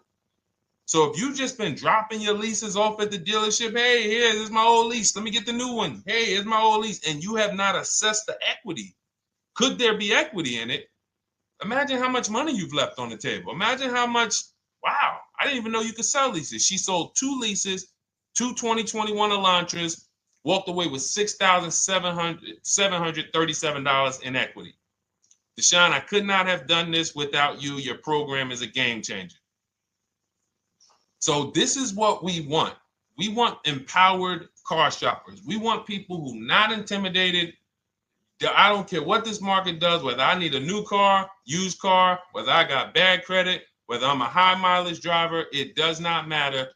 We have strategies to make sure you are going to win in this market or any market. Does not matter. Okay? So, for those of you who don't know, the whole show was sponsored by my new digital book. It's called Cars from Home, 7 Steps to Saving Time, Money, and Avoiding Dealerships. It's 5-star rated. Thank you to everyone who's rated it, reviewed it. It has everything we teach in a step-by-step format. It's normally $97, but as part of our welcome offer, you can get yours for $24 in my TikTok bio, in my Instagram bio. Click that website. It's the carsfromhometoolkit.com. Or we have a link for you guys in the YouTube comments, in the Facebook comments, and you just click the $24 welcome offer, good for 30 minutes. And for those of you who have different learning styles, or if you just want some free advice, we have some links in there for you as well. Whether you are a do-it-yourself type, whether you are do-it-with-me type Deshone, or whether Deshone, I think I qualify for that done-for-you shopping, where I can relax at home and you guys go do that work. Or like I said, you want the free advice, just start with our cheat sheets and you can go from there. Whatever is right for you, you get it done. We just want to move you from anxiety, from, oh, I don't know what to say, from watching people online who call dealers and negotiate. Hey, take off $5,000 so I can have a viral video. And now you're talking to an 80% dealer. So the 80% dealer has the $5,000 to take off. So you look like, hey, yeah, see, I just got them to take off $5,000.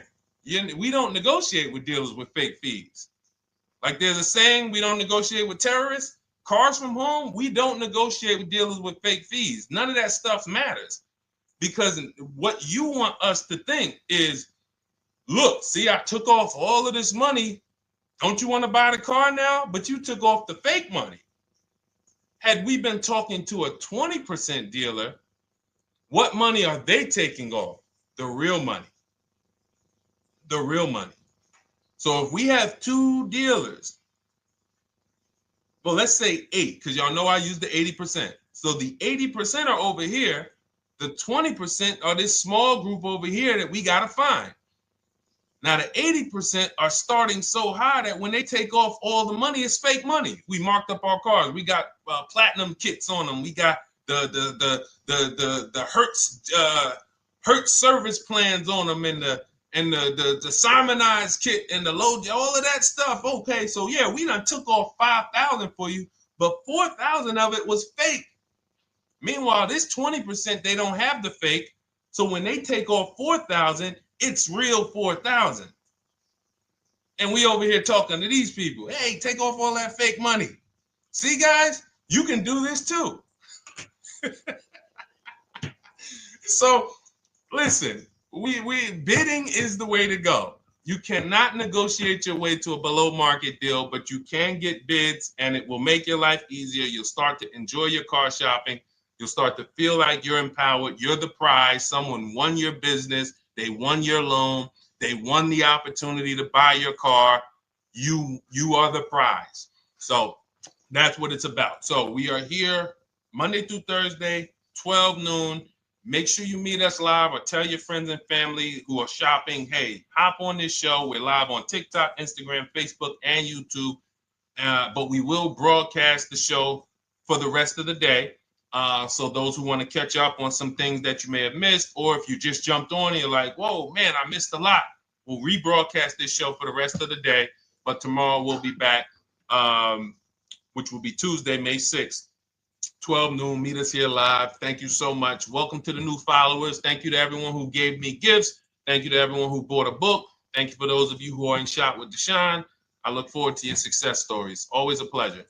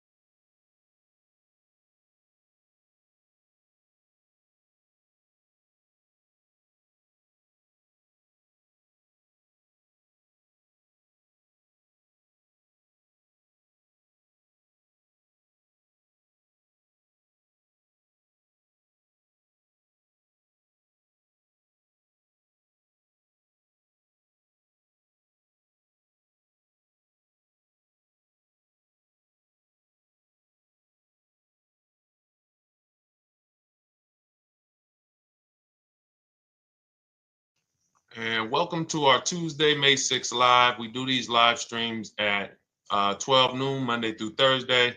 I am your host, Deshone the Auto Advisor. And for those of you who've never met me, I have devoted the last 4 years to teaching people how to get the best deals on cars and to learn all the mistakes that the industry, the car industry, would love for you to continue making, because they make a lot of money when you make mistakes. And so what we do here is we really just do questions and answers. I will teach on various topics that I feel are widely misunderstood, like the subject of leasing. And some of you who are new here, if you've never been here before, could you type a 1 in the chat if this is your first time on a stream? We do these streams about 60 to 90 minutes. And if you're going to get the most out of them, we just ask that you lock in, that you focus, because we will be talking about $1,000 mistakes. Nothing here that we'll be talking about over the next 60 to 90 minutes is hundreds of dollars. You know, I'm not looking to, have you spend some time with me on a Tuesday to talk about how to save hundreds of dollars. No offense, I'm sure that's important to some people, but we are here to talk about things that are affecting your bank account by the thousands every year. And so if you got some time, I would love for you to hit the like button, like wherever you are, and let's just tap in. You can start to type your questions. This whole stream is sponsored by my new digital book. It's called Cars from Home, 7 Steps to Saving Time, Money, and Avoiding Dealerships. It's a digital book. It's 5-star rated. Thank you to everyone who's rated the book and reviewed it. And it's normally $97, but for the next 30 minutes while you're watching, you can grab your copy for 75% off. That's our welcome offer. We always like to reward people for taking action. So you can get your copy for $24 instead of $97. And you can just head to my TikTok bio. You won't leave the show, my Instagram bio, the Facebook comments, or the YouTube comments, and use that link to get your welcome offer, and you'll have everything we teach. So as we go through this for the next 60 to 90 minutes, if you're like, whoa, Deshone, this is a lot. Wow, this is a lot. You can grab the book and make sure you have everything that I teach and everything in a step-by-step format. Okay? So I have my man Dolan moderating. Good afternoon. Thank you, Johnny Miller. Good to see you, Lil G. Again, guys, we are live. This is our Tuesday, May 6th live. We're live every Monday through Thursday at 12 noon. But we do rebroadcast these throughout the day. For those who cannot make them, you can watch the rebroadcast, or if you got to go back to work, we'll be rebroadcasting it for the rest of the day until our show tomorrow. All right, so let's start with the questions. You can feel free to get into it. Okay, do you have to get the extended warranty? This is a great question. This is car specific. A Honda, Acura, Toyota, in most cases, have always had low cost of maintenance and their parts are inexpensive. When you're buying an extended warranty or you're considering it, it is a risk product. It's an insurance plan. So that means you can pay for something and not use it, just like car insurance. You don't necessarily use your insurance until you have an accident. Same thing with an extended warranty. It's an insurance policy. So what you're trying to do with any insurance is see what is the likelihood that what I'm paying for this is going to exceed the price if I did need to use it. So in the case of a vehicle, when you're trying to determine what should I get an extended warranty, there's 2 things that are important. Does this vehicle that I'm purchasing have a high likelihood of things going wrong? We know, and some of you have had cars with histories, and we know there are certain cars, they tend to have things go wrong more than others. And what I like to do is go right to Google and type in repair cost, because this is the second item that we are looking at. We're looking at average repair cost. So if you're buying a 2010, a 2015 Nissan Altima, 2018, Hyundai Sonata, you go right to Google, you type in 2018 Hyundai Sonata average repair cost.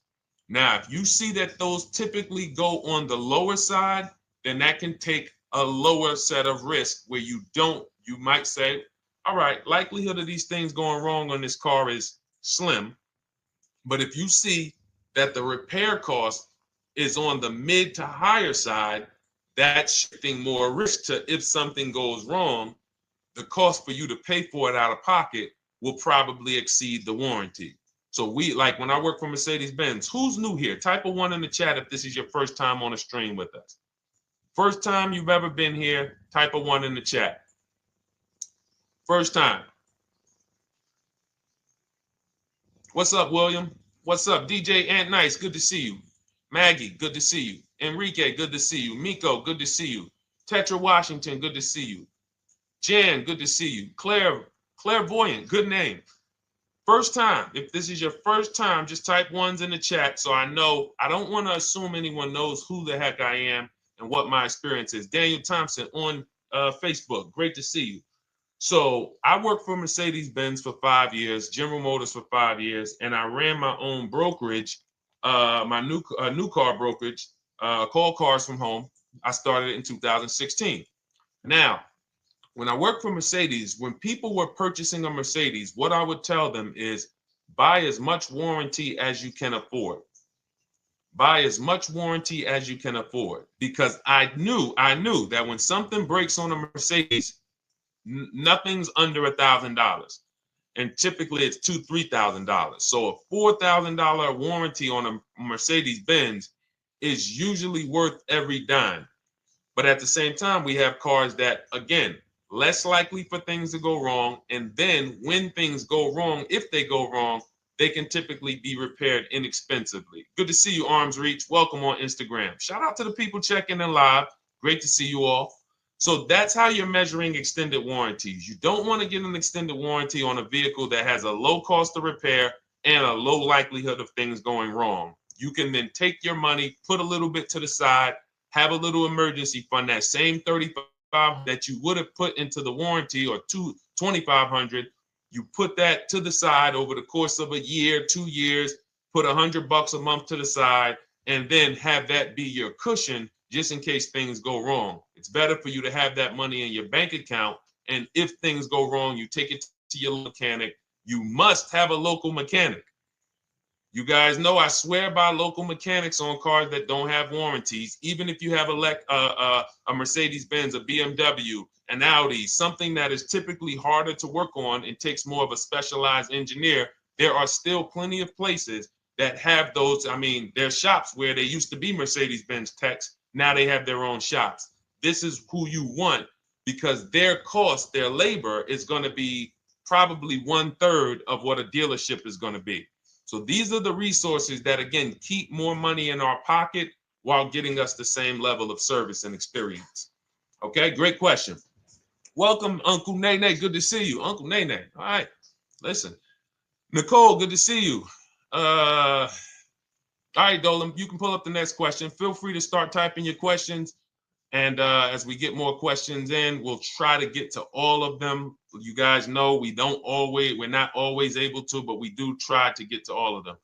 How do I shop around for the best lease deal without affecting my credit? Well, first of all, you're talking to someone who's, just so you know, I've taught thousands of people to lease.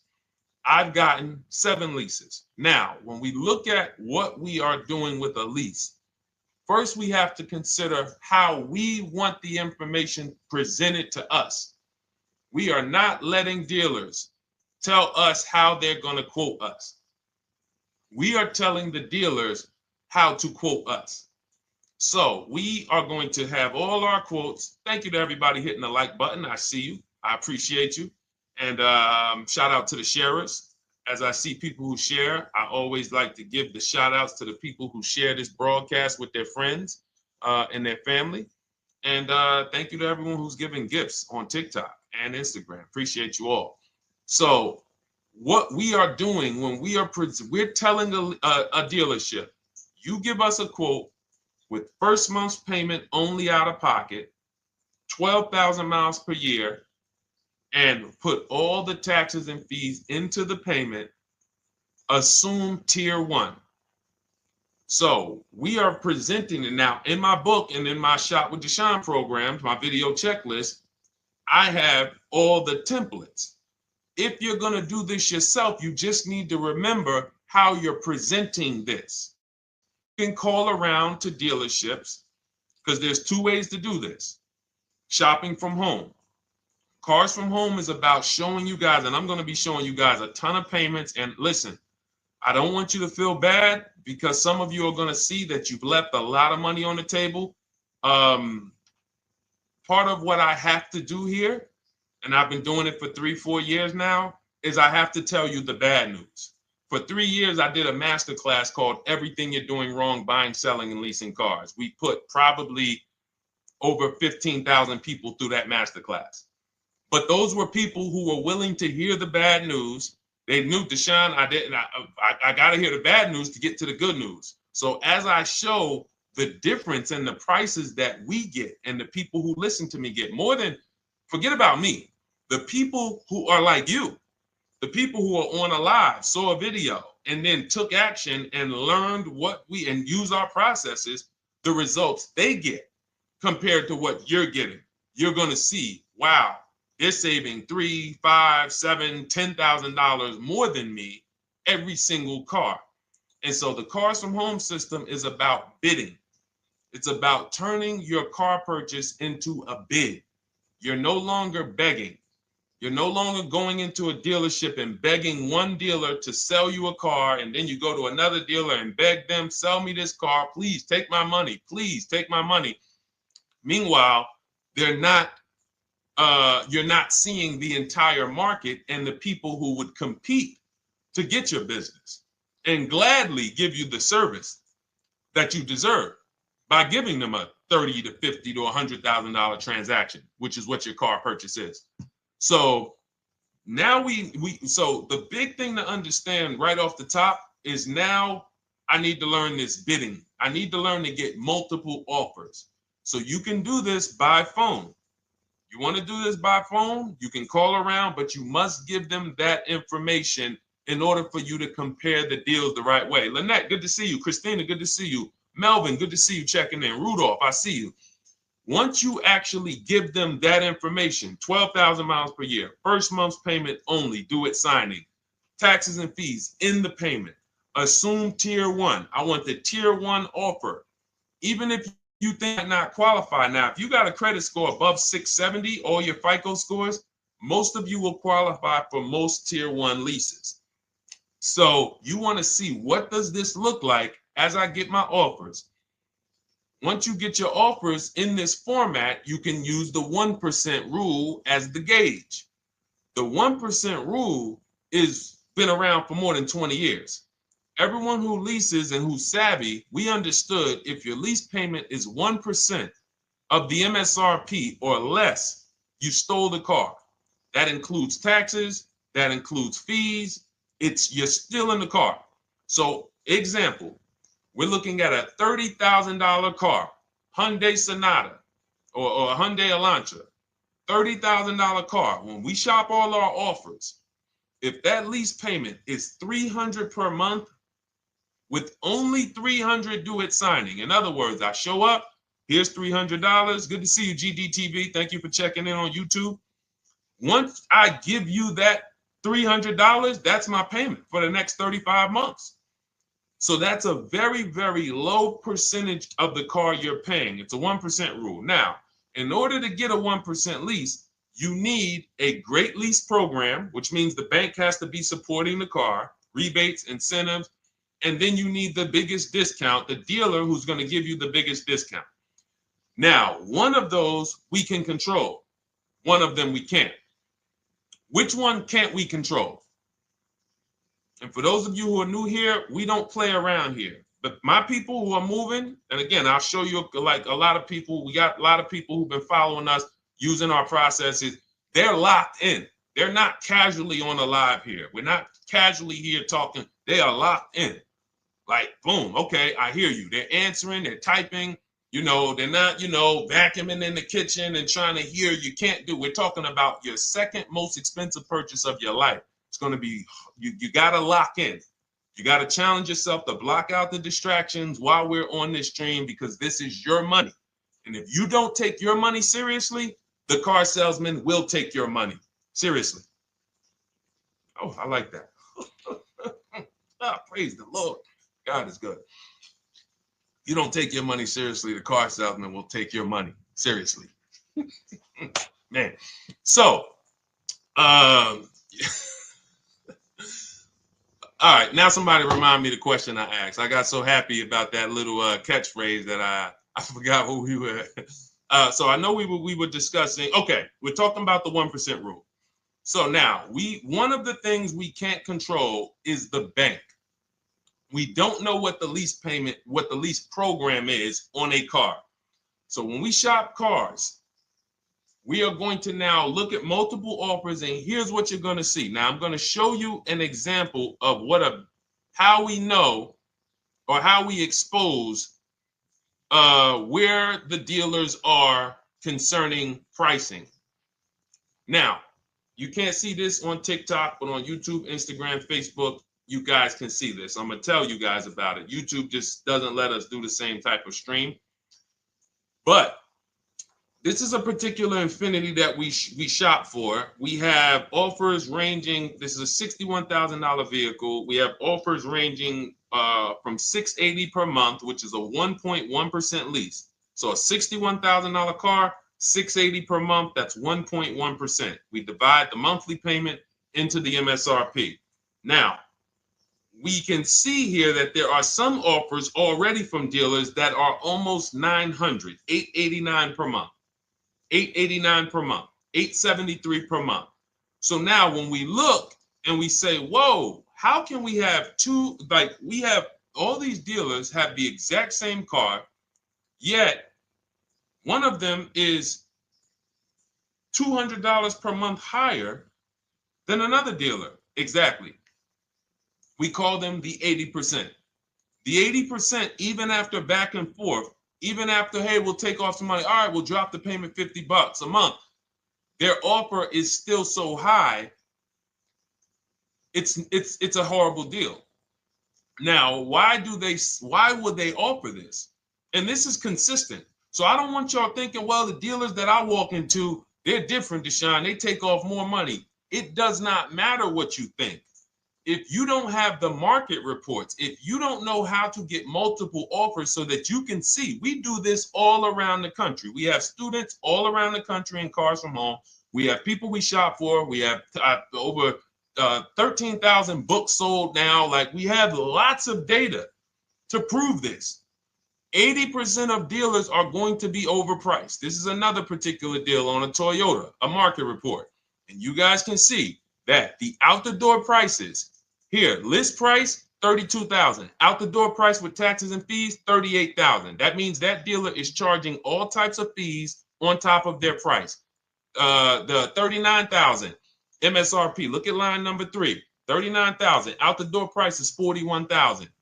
We can see $39,000 out the door includes taxes, includes all the fees. So we can see that these out the door prices in the left, in the right column, are way higher than the MSRP, $35,798. Out the door price is $39,700. But look at the green.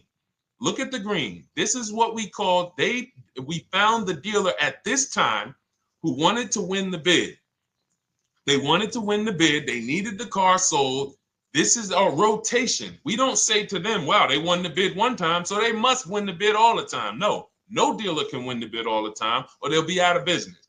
But in this particular case, at this particular time, for this particular client, this dealer said, we're going to sell this car for that's $35,500, and out the door with taxes and all the fees, $34,994. That is a over $4,000 discount off this vehicle. When all the other dealers are, not only are they not giving you a discount, they're charging over list. And they might come and say, all right, we'll take off $500. We'll take off $1,000. We'll take off $1,500. They might start so high with you guys that you think, wow, they started up here and I talked them down. They took off $3,000 from me, but they already were $3,000 in fake fees, protection plans, and all of this padding, dealer adjustments, which is fake fees. So whenever they say, because the dealer gets a minimum of a 6% profit margin, from list to invoice, we have profit. From invoice to holdback to triple net, we have money. That's all the profit margin. On top of that, when we add a dealer adjustment, what we're saying is we're going to sell this car to someone who does not have the skills to find our competition. And they're going to come in, and if we got to take off $2,000 to make them think they won, this is what we're going to do. But what we do here, what people like Brian is going to do, look, just finalize my first ever lease using your system, 2025 Honda HRV, $30,000 vehicle, $395 a month payment. no money down. His initial quote was $434. He ended up using our calculator, which we have in our book and in our program. If we put all our offers into that calculator, it tells us what to counter. He gets that offer for $395. That's his deal. We look at somebody like Wendell. Look, thank you. It's the least I can say for your book, Cars from Home. We're still in the middle of the process. Just sold our car today, like 10 minutes ago, for 30% above value. Why? Because he got bids. Look, using the insights from your book. I've read the book multiple times and told many people about it because it's that good. It's so intuitive and insightful. We'll be moving to the next step soon, and I'll write again. So now you heard him say we're moving to the next step soon. Step 2 in my book is the equity assessment. That's when we get bids for the car we have. We get bids. You're going to go to, listen, you should never be trading your cars in. Let me ask you all a question. Do we get the most money for you name me one thing that we get the most money for that thing trading it. Name me one thing. If I had this iPhone, do I get more money trading that iPhone in for another phone, or do I get more money listing it online and selling it to whoever will pay the most? Trading or selling? Let's go. Who's locked in? Tax advantages are very small. I understand you, Ronald, but the tax advantages, we have people that are selling their cars to cash buyers for $3 to $5 grand more than what they can get on trade. A tax value, a tax advantage for the difference is not, it's minimal. Exactly. Thank you, King Carter. You listed. So the money is in the bids and the competition. So going back to this person who asked the question, how do I get the best deal on a lease? It's going to be through multiple offers. That's my 2 favorite words. I would wear them on a shirt if I didn't wear unlearn, relearn. Because more than multiple offers, I need you to unlearn. Because the people who come with bad information from years, Deshone, this is not how my uncle taught me to buy cars. Deshone, this is not how I ever heard about getting cars. I was always taught just go in and just don't tell them about your trade and then ask to see the invoice and all of this stuff. That's what I was taught. Yeah, but you're not going to get the prices we're getting until you unlearn all of that bad information. Bidding is how we buy everything. When we go into the supermarket to get spaghetti sauce, all of those companies are bidding. They're bidding. Hey, listen, we'll sell you this for $3.99. Hey, we'll sell you this for $5.29. But we got a better product. We got quality. Look at us. Look, it's all bids. Everyone who wants to sell us something is competing, except car dealers. Y'all notice that? So the mindset that y'all got to have if y'all want to really win and save all of this money and get these huge discounts is I'm going to start purchasing and leasing cars like I buy other things. It's going to be a competition. And I promise you, your whole life is going to change. Your entire car buying experience will change forever. You will be sitting here just like my man Ken, graduated, $585 a month payment, no money down on his Nissan Murano Platinum, $50,000 vehicle. He's paying $585, no money down. $50,000 vehicle. How much would a $50,000 vehicle cost us on a loan if he purchased it? How much would a $50,000? Some of you know every $5,000 is how much per month. Let me see who's locked in. Who's locked in? Every $5,000 is how much per month on a loan. I see you, Daniel Thompson. Check in. Good to see you, Dane. Thank you for breaking it down with complete truth. Keeping eyes wide open to know what to exactly expect. There you go, Dane. Welcome. Glad to have you here. We do not play around when it comes to this. All I want you doing is winning with cars, in love with your deals every time you get a car. All right, nobody knows the 5,000. How much is every $5,000 on a car payment? Come on, y'all. These are principles we've been teaching. Thank you, Daniel. $100. Thank you. $100. So we always want to default to a 5-year loan. I'm going to tell you why. when you default to a 5-year loan, you're in a safe position. Now, defaulting to a 5-year loan means when I look at a $20,000 car, I'm thinking $400 per month. 5-year loan, every $5,000 is $100 per month. If worst case scenario, I'm trying to get a little bit more car, then I'll go to a 6-year loan, but that's the max. I'm not going past a 6-year loan on a car. That's like going to a 40-year mortgage on a house. They're available. It's not a good idea. So when we look at these, you say to yourself, wow, a $50,000 car, that should cost him, if he did no, remember, this is a no money down deal. We're just looking at how much money we're putting in these cars. That car would cost him about $1,000 a month if he purchased it, 5-year loan, no money down. Which is why when people purchase their cars, what do they typically do? Come up with a ton of money, 10 grand, 15 grand, 20 grand, because they're going to pay into that car to try to lower that payment, because that payment. But some of us who don't have the down payment, we're financing most or all of the car. But here's the thing. I don't want you to feel bad if you're one of those people who's like, Deshone, I really don't be having those down payments of 10 grand, 15 grand, but I want to drive something quality. Exactly, I hear you. Here's the bad part about the people who are putting 15 grand down on their cars, but they're breaking the 8-year rule. This is what we call in Cars from Home and everything I teach, the most important question is how many years are you going to keep this next car? If it's not 8, then we don't purchase those cars, because here's what happens with people who go into their bank account, slap $15,000 down in a car, and don't keep the cars 8 years. And if anybody's willing to be honest, they will confirm this right here on the stream. When they go to replace that car in 3 years or 4 years, they literally have a little bit of equity. Maybe they're just breaking even. They're not getting that 15 grand back. It's gone. It's gone.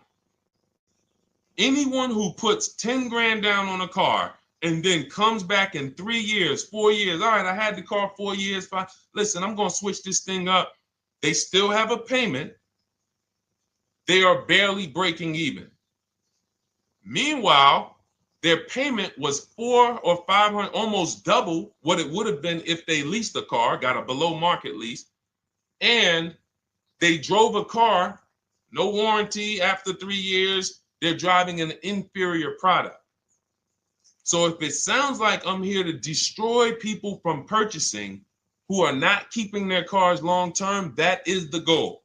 Because as long as you are buying cars that you're not keeping 8 years and you buy them, you turn around and you replace them, you are going to continue to spend way more money than people getting below market leases like Ken and like a lot of other people I'm going to show you on the stream. Lots of other people. Look, dealer American Senior Benefits Plan. He's enrolled with us under his company name. Dealer MSRP on this car was $36,300. 2025 Kia Sport X line. MSR boom 561. Monthly payment is $400. Use the system back and forth. Got $400 a month on a 2025 $36,000 car. Once we put our taxes and fees in that would be a $700+ payment. $700 payment. He's paying $400. And y'all wonder why people are losing cars. $300 more per month to drive the same car? It's ridiculous. Imagine somebody like you, when you learn, now you're pulling up. I'm going to tell y'all one more story, and then we'll go into some more questions, because you might not remember what I'm saying. So those of you who have the book, you got this for the rest of your life. But you will remember, hopefully, a story. I'll tell you about my neighbor. So my neighbor finds out that I'm into this car business and that I educate. And he said, hey, Deshone, I was watching some of your videos and I come across this 8-year rule that you teach. And his wife had actually had a Kia Telluride. Popular vehicles, probably been one of the most popular SUVs, that the Palisade, since 2007, 2019. Super popular vehicles. People were charging $5,000 over sticker for them during the pandemic. People were paying it. We were getting them at discounts. Now, his wife totals the truck. She has an accident, totals the truck. She's fine. Truck is totaled. He was financing it. He said, Deshone, I see this 8-year rule thing, man, and I don't keep my cars 8 years. I said, okay. He said, so I'm thinking I should, like, you're saying I should be shopping for a lease on my next one. I said, exactly. I said, make sure you get multiple offers, because if you just walk in and say, hey, work me up a lease, they'll give you the same payment you had on the purchase. And then they'll tell you something ridiculous that they want you to believe, like, hey, the lease is the same price as the purchase, so you might as well just purchase it. And people believe this stuff. Now, I said, you get multiple offers, stay at home. He calls me, he says, Deshone, I got the new version of the Telluride, new. I'm paying $479 a month. He's $497, and then he said, I think he put down like $1,000, bring it down to $479. $497. He was just paying $800. Do you think anyone can tell him anything about leasing? He's pulling up in the same exact truck. In fact, the newer version. He knows he wasn't going to keep the car long term anyway. He's not going to pay it off and then keep the car and have a paid off Kia Telluride for 10 years. That's not what he does. He keeps them 3 years, 5 years, 7 years, and then he replaces them. So why is he paying $800 a month for years, no warranty, when he could be driving brand new ones for $497 a month, problem free? But as I said, some people are determined to pay more. But the people who, once you get this leasing thing, if you're not keeping your cars, it will change your life. Now, again, I got a car I'm purchasing, we're keeping it. Anything you are buying, keeping 8 years, forget about leasing. It shouldn't be a thing. Who keeps their cars more than 8 years? Let us know. You're an 8+ year person, let us know. In fact, I don't even want to ask, who has a car right now that they've had more than 8 years? And then we'll answer. I want to get Kathy's question too. And then let's get some purchase questions. Let's get some used car questions. Let's get some bank financing questions. We do it all here. But one of the most misunderstood subjects is this leasing thing, and it is costing you guys thousands of dollars every year. And you're driving old cars with no warranties, paying high payments on them because somebody told you you should be purchasing cars. I'm here to tell you they owe you money. They owe you money. All right? So who has a car right now that they've had more than 8 years? Let us know. How many years have you had it? And by the way, for those of you who just joined, this is our Tuesday, May 6th live. We are live every Monday through Thursday at 12 noon Eastern time. So for those of you who are here catching us live, that's when we're live. We will rebroadcast this and replay this show throughout the rest of the day for those who could not catch it, or if you had to jump off, go back to work. You're like, oh, I got to go back to work. You can catch it on the replay throughout the day. But we are live Monday through Thursday at 12 noon. So welcome to the people who are here. EJ, driving a lot of miles does not matter. Let me break this down for you. So right now, let's go to somebody who else has a lease. Let's look at, because who's heard with leasing you can't drive too many miles? Who's heard that, right? Type me if you've heard that. Let's go. Type me if you heard that. Come on, where's the locked in people at? I see Kathy, I see EJ, I see DJ Ant Nice, I see XP. All right, I see Mr. Slim. Welcome to the community. I see Rhonda. All right, where are the locked in people? Instagram, where we at? Locked in. All right, dang, I see you. Jamel. All right, perfect. So, Sherry, I see you. Sherry Baker on TikTok. So you've heard, oh, you can't drive a lot of miles with a lease. Let's be clear here. You choose the mileage on your lease. It's not selected for you. In fact, the only time it is selected for you is if you don't realize you choose it. That's the only time they're going to choose your mileage for you. If you go in and you do something like, hey, work me up a lease deal, they're probably going to work you up a 10,000 mile a year lease deal. And they're probably going to say, hey, you need $3,000 down, and this is going to be your payment. And next thing you know, it's a high lease, and it's just terrible. Happens all the time. We tell people how to quote us. First payment due at signing, taxes and fees in the payment. So now let's look at a lease, and let me show you what it would look like. So this is Val Boss Lady. She's in our Shop with Deshone program. Everything that you guys know that we're talking about here, if you're like, hey, I really, really want to go deeper, I want the step-by-step, the blueprint, that's my digital book, Cars from Home, 7 Steps to Saving Time, Money, and Avoiding Dealerships. Normally $97.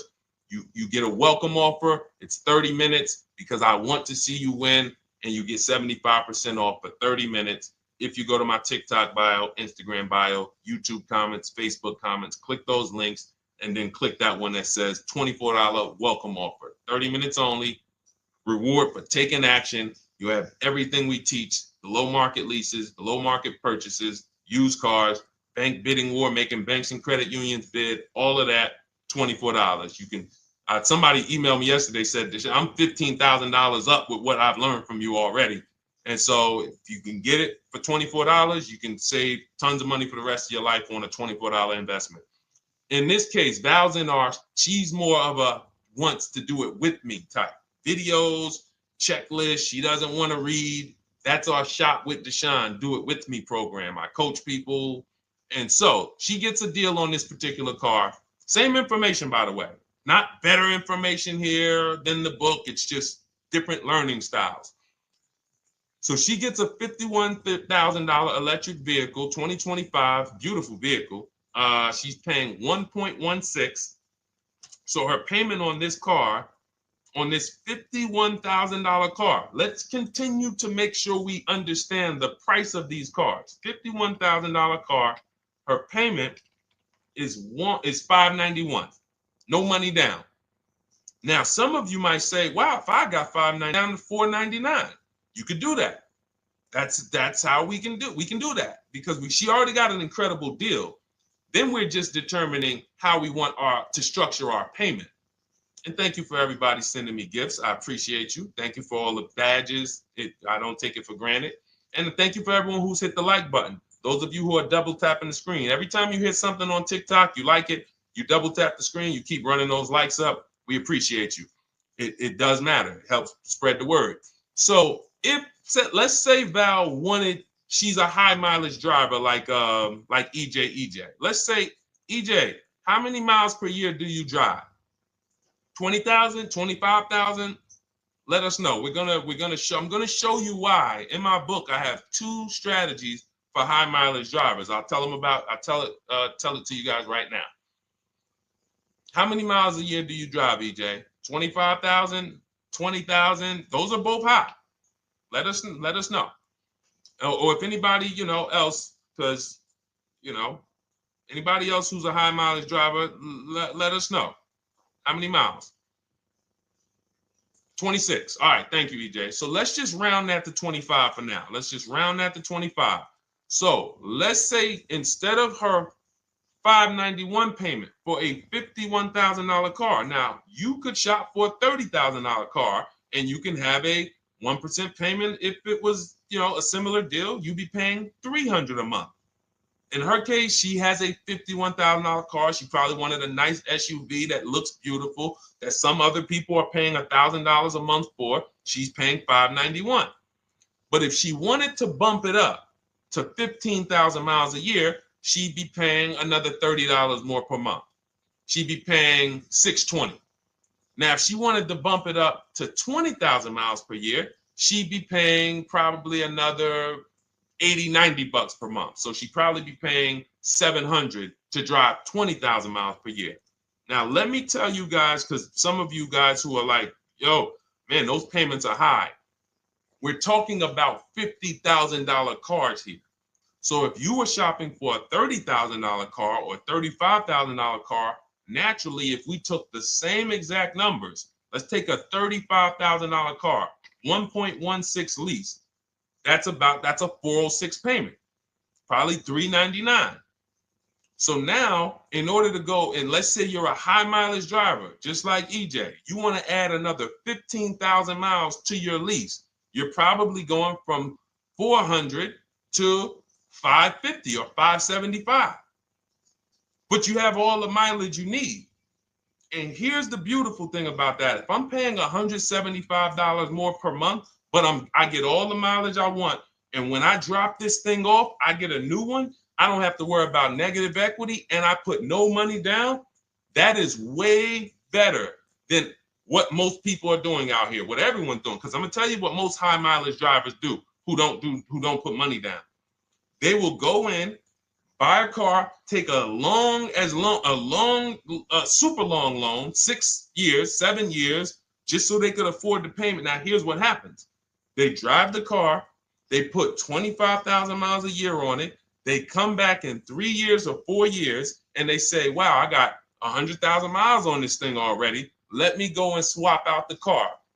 What situation are they in at that point, guys?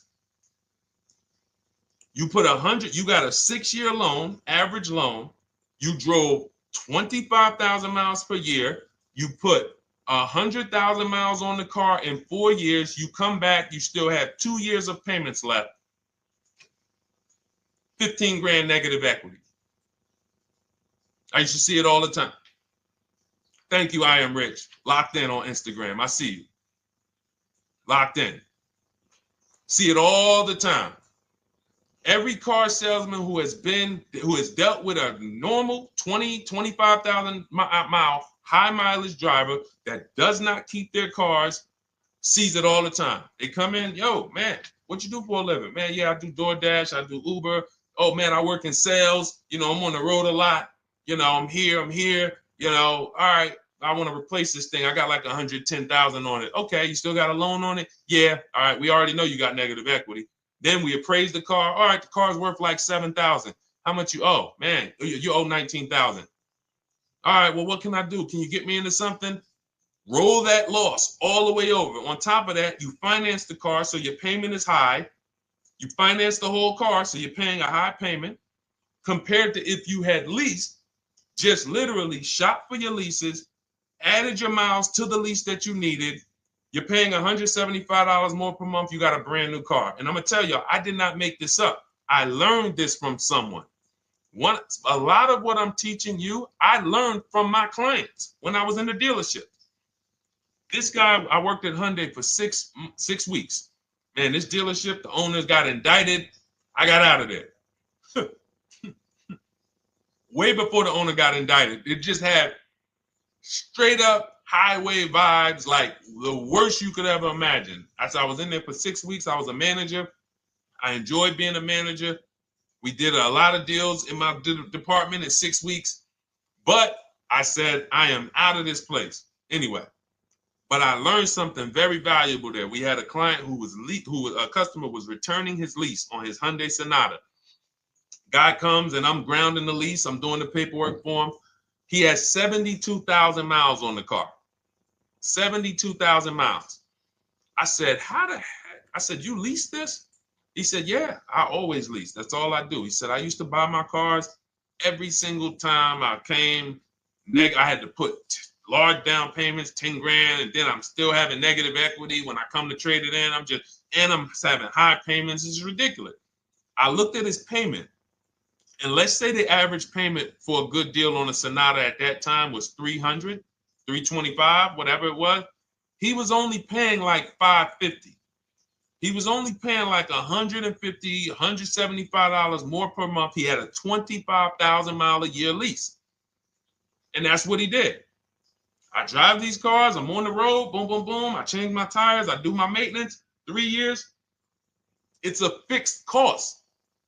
There's no variable cost. I don't have any surprises. I'm not getting hit with a negative equity bill that I got to transfer, which means when I transfer my negative equity, I get less car on the next transaction. Because if I got to bring over 15 grand of negative equity, that's probably $300 a month that I'm paying for my old car when I get my new car.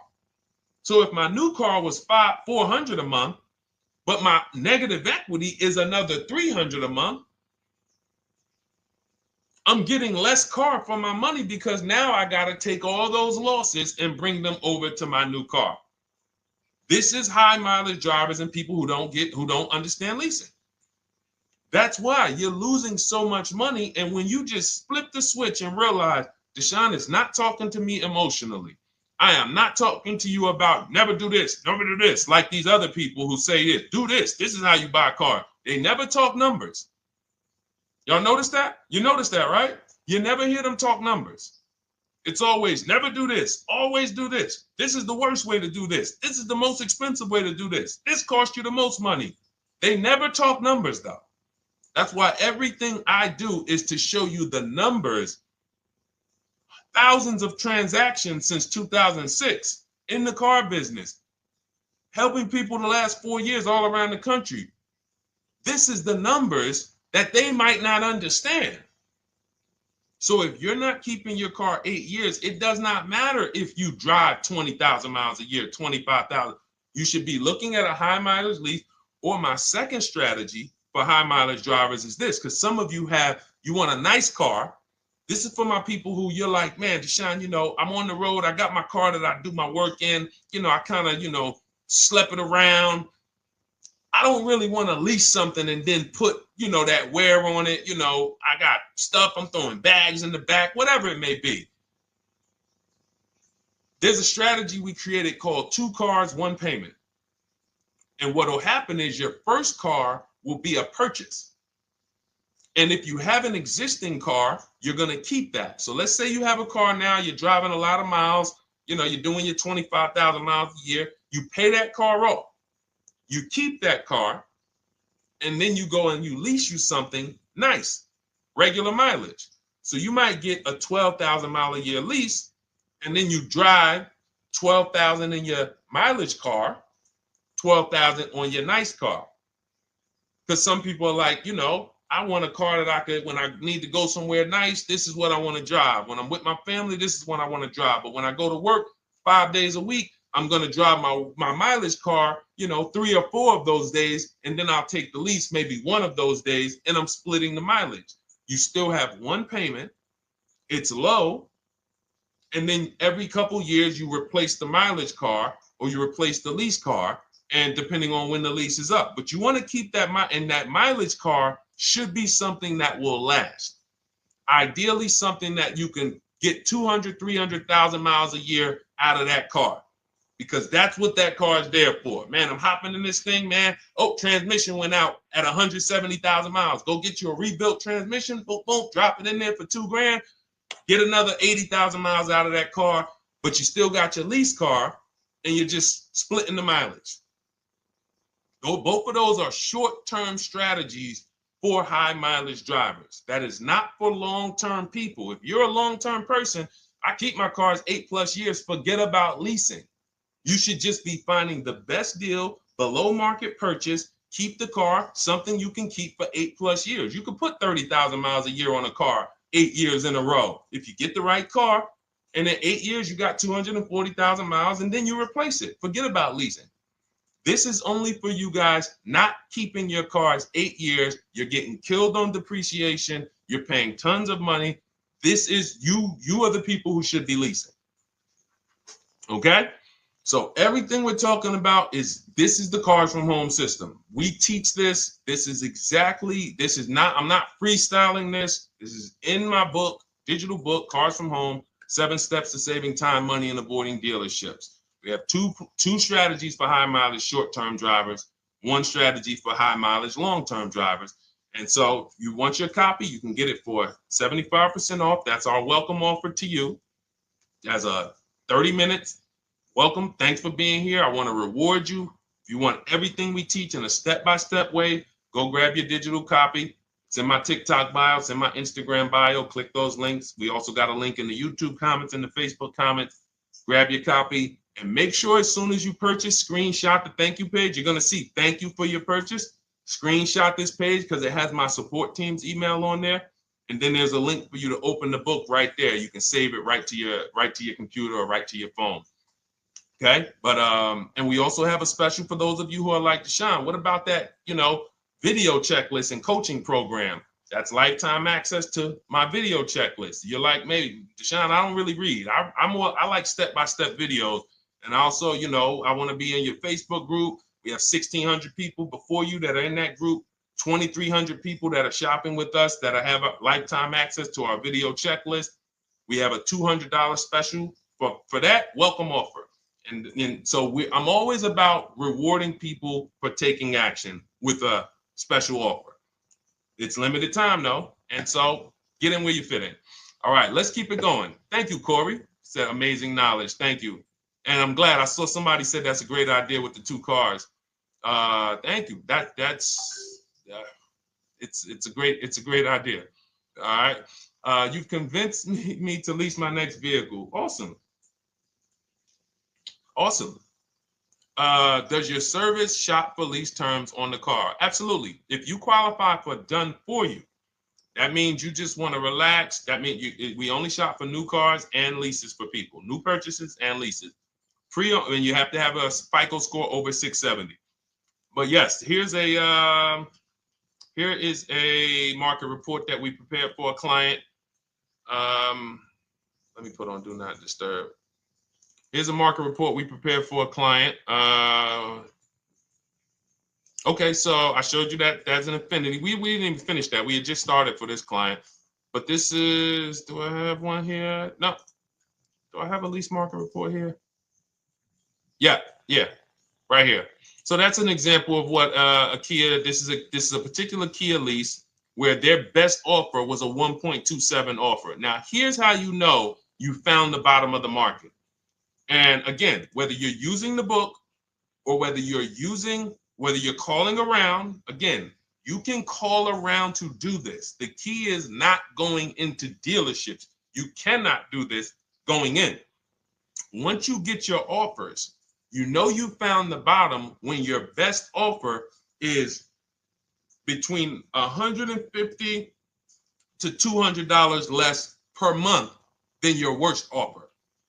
And if you're purchasing, you should see a spread of between $3,000 and $5,000 minimum between your best offer and your worst offer. That's when you know you've shopped correctly. Because until you find the 80% dealers, you have not shopped correctly. If you're like Deshone, these prices still seem close. You have not found, you're talking to the 80%. You haven't found the 20% yet. Because the 20% is going to be that 3,000 to 5,000 less than the 80%. That is just the numbers. That's the way it works. So yes, so when some cars you're going to see that the lease program won't allow for a 1.1% lease. The best offer, like we've shopped Hyundai Palisades for years, and I got my dad one back in November, and his best offer is like like around 1.3, 1.28. That's the best I've ever seen on a Palisade. I've never seen a 1.1 on a Palisade. I've had people in our Charles, some of you know, I posted pictures of him when he got his Palisade last year. We clear out the old pictures because we got a bunch of new people with 2025. So we're not going to sit here and talk about 2024s anymore. We got Ken, we got Melissa, we got Sheree, we got a bunch of new people, just Ralph. We're not going to, but I do remember posting Charles who got his Palisade and he's like, he shopped, used the system, got his multiple offers. Best deal was 1.3. So that's where it comes in at because of the lease program. That dealer is already taken off to win the bid, probably taking off $5-6 grand. But if they don't have more rebates and more incentives and a better, then it's not going to lead to a 1% lease. So the 1% leases come from major incentives. Maybe sometimes they have too many of the vehicles. They want to move them. Lots of bank support. But what I tell you is you should be looking for between 1.25 and 1.5. That's how you should budget for a lease, between 1.25 and 1.5. That's a great deal.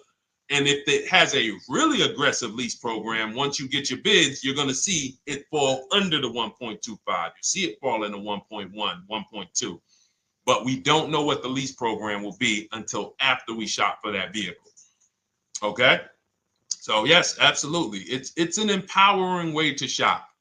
It's also fun because you can see, man, I'm not begging anymore. Like these people are like, please do business with me. Please do business with me. You know, and then you start to feel bad for everybody who's still in those dealerships doing it the old way because you know they're talking to the 80%.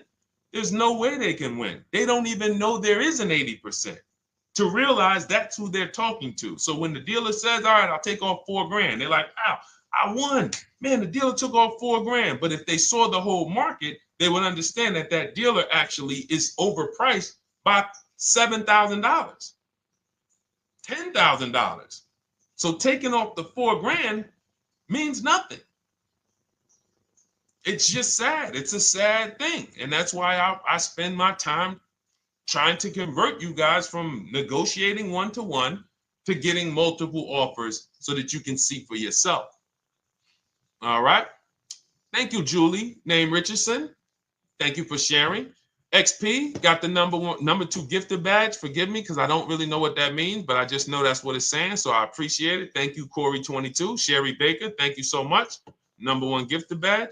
All right, let's go to some more questions. We got some more questions. Dolan, I'm sure you got a lot of them. And what I'm going to do for the rest of the broadcast is just try to do rapid fire questions and answers. Okay. And if you guys want me to go deeper on any particular subject, then just feel free to say, hey, could you go deeper on that? How do you get a car loan with bad credit? Well, we have a resource. It's not our company. We have nothing to do with them. But we always try to stay up to speed on who's financing people with bad credit, because the goal is you don't want a dealer controlling your financing. Somebody just came up to me. He's a neighbor. He's like, aren't you in the car business? I said, well, yes and no. He's like, well, listen, I got a connect to Acura. Anybody you send me, they get anybody approved, I'll give you $1,000. I said, okay, cool. Thanks for the information. For them to give me $1,000 just for sending the customer, and he's also a middleman, he's not a salesman, how much money are they making on the customers? If they're going to give me $1,000 just for sending someone with bad credit to them, how much are they making on the deal? Arms Reach, congratulations. Just got my book. You use it when, please send me your email testimonial. Well, as you use it, just as you do your equity assess, everything, email me. Congratulations. How much are they making? We can imagine, right? If they're giving me $1,000 just for bringing them the customer. So this is what happens when you let the dealership control the loan. Because why do we separate? All right, I'm gonna break something down I call the 3 pillars of great car deals. Three pillars. You can't get a great car deal without maximizing each pillar. And some of y'all that have been with us for 3 years, y'all already know the 3 pillars. First, who you buy your car from. Second, who you get your loan from. Third, who you sell your old car to. That's 3 separate transactions. The car business has trained you guys to give them all 3. All 3. The car business has trained you guys to give them 3 transactions. Anytime you purchase the car, who's done this? Be honest. Purchased the car from a dealership, sold them your old car, in which case you call it a trade, and they got you your loan. Who's done this? 3 transactions in one. Why do we know these are 3 transactions? One, there's competition. People want to buy your car. It's okay, Corey. That's that. Thank you for being honest. That's how we change. The reason why we know that these are 3 transactions because there's people who want to compete in every one of them. There are people who want to buy your car. That's why step 2 in our book, we never trade. We get offers from CarMax, Driveway, Carvana, AutoNation, Car Gurus, Kelly's Blue Book Instant Cash Offer. It's a bid. We just had someone sell their lease. Miss Hickman, she sold her lease, made $4,700 selling her lease. CarMax won the bid. Drove the car for 3 years, had equity. She dropped her lease off. They gave her $4,700. Won the bid. That's one pillar. Second, who I'm going to get my loan from if I'm getting a loan. Those of you who are paying cash or leasing, this is not a pillar. But we need to bid out our loan. We had a great talk yesterday on our show yesterday where I asked, who do you guys get your loans from? Most people said the bank, the credit union, the dealership. One person said the right answer, whoever gives me the best APR. That's the right answer. And then we have who we buy our car from. There's banks and credit unions that want to compete for our loan. There's multiple dealers who want to compete to sell us a car. So we can't get a great deal until we have bid out each pillar. And that's why when we have bad credit, if we let the dealer now control, this dealer has a car. We didn't bid out that car to find out, is it a great price? Now they're also giving me the loan and they're charging me 25%. We didn't bid that out to see, is that the best loan I could get, even with my bad credit? Is that the best loan I can get? So the key, what you want to do first, if you have bad credit, is I'm online looking for anyone who will finance me with bad credit separate from the dealer. I'm not going to Carvana.com and saying, hey, you can get a car with us you can get a loan with us as long as you buy a car from us. You're mixing the transactions. You're taking away my ability to get bids.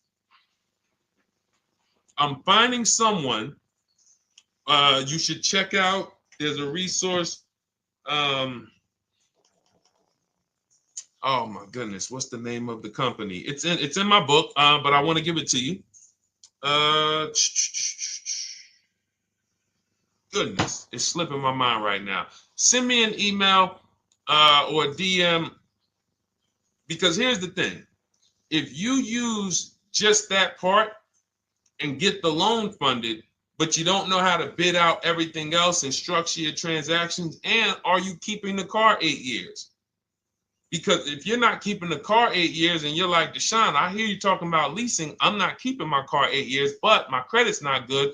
The only purpose, if you telling me that I could be driving brand new cars for cents on the dollar, but I don't qualify right now, this car that I'm going to get is to set me up.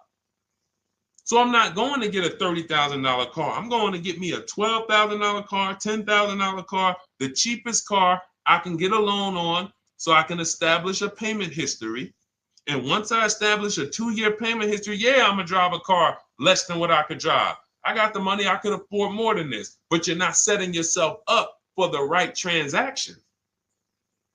You should be setting yourself up and saying, all right, I'm going to sacrifice with this car, drive something that I know this is not my ideal car, but I'm going to build 2 years of payment history. So when I go and I swap into my lease in 2 years, I'm out with a brand new car. I'm paying cents on the dollar, and I won.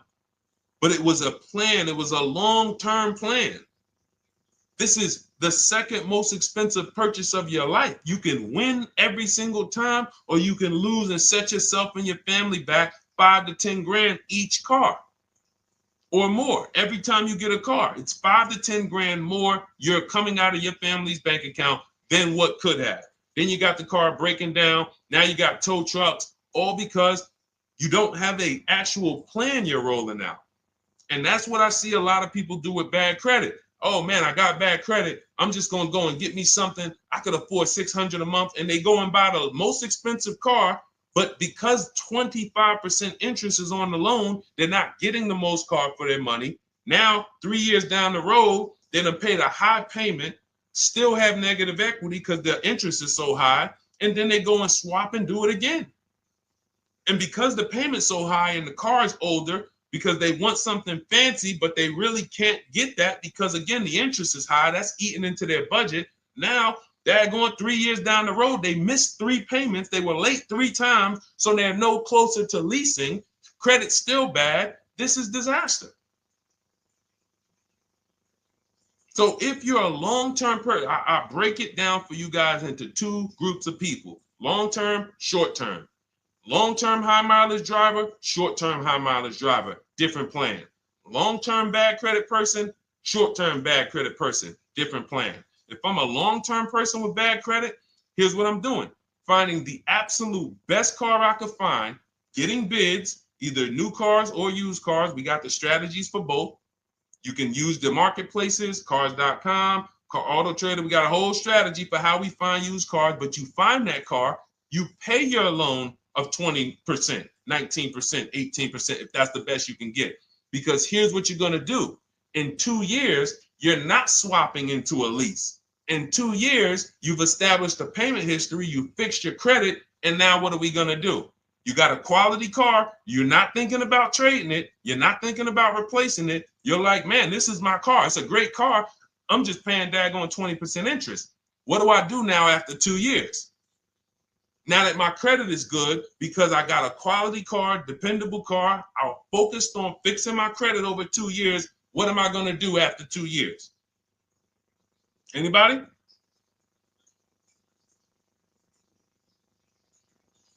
Thank you, Arms Reach. Refinancing the car. Exactly. Exactly. So that's the bad credit long-term strategy. Great car, dependable car. Car's not going to break. This car is going to last me 10 years. Right now, when I bought it, 20% interest rate. That was where my credit was. But I worked on my credit. Boom. I'm a 690 now. I'm a 720 now. I'm refinancing that into a short-term, into a shorter-term loan, and I won. Pay this thing off, and I'm going to keep it. Nothing to talk about leasing. Leasing only comes into play where the 8-year rule is concerned. I'm not keeping this next car 8 years. I should be setting myself up to lease, or I should be leasing. That's how I'm going to save the most money, keep the most money in my bank account, have the best car. Not even close. Not even close. All the wins for the purchasers are after 8 years. People who are like, man, Sean, I got a car, man. I had this thing 12 years, man. It's been paid off for 6 years. I ain't had a payment. I love it. Long-term purchaser. You won. You won. Who's in that situation? Who has a car outside that they've had for more than a decade? Paid off. You can give it to your son. You can give it to your daughter. It's an extra car. That's purchasing. That's the wins. That's what we call the reward stage of purchasing. But you got to get there.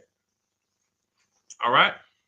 All right. Let's go. A lot more questions. We got probably another 20 minutes. We'll stay on. So let's keep it moving. But again, Lend Buzz. That's the company. Lend, LEND, BUZZ. They started, I started seeing them about 18 months, 2 years ago, and they were loaning to people with, international students, people who didn't have credit. You want to try to find a place that will fund you independent of the dealership. That is what your goal is at all times. Independent of the dealership. Here, you qualify based on your income and your credit. You qualify for $18,000. Go find a car now. That is what you want. You don't want people mixing the bank loan with the car and two pillars that they are controlling. We're controlling the price of this car. We're controlling your interest rate. We don't want that. Yep, exactly, Cindy. For those who just joined, this is our Tuesday, May 6th live. We do these lives Monday through Thursday at 12 noon, so you can tell your friends, family. We wanted to now come up with a constant and consistent time where I can meet with you guys. If you don't have, if you can't stay the whole broadcast, we will replay these throughout the day because sometimes people got to jet back to work. They're watching us on the lunch break. You can catch up on the whole rest of the show throughout the day, all the way up until tomorrow, and then over the weekend, we'll play a whole compilation of all the shows for people who really want to dig in and hear all the questions that we answered throughout the week on, Monday through Thursday. But if you want to join us live, set your calendar, set an alarm, meet us on any channel. We're on TikTok, Instagram, Facebook, and YouTube on the Deshone the Auto Advisor channels, 12 noon, Monday through Thursday. All right. Let's go. Next question, Dolan. All right. What are your thoughts on purchasing used versus new? It's a great question, Kathy. For me, it's a matter of budget and values. It's only a matter of values if you can afford both. So if you can get everything you want in a new car for your budget, everything you want, everything that you need, and you can afford it in a new car, you have the option to choose both. So it becomes a matter of values. In my book, I teach, are you a person who's like, I want to reward myself. I only get a new car every decade. I'm going to keep this thing 10 years. I want the latest and greatest.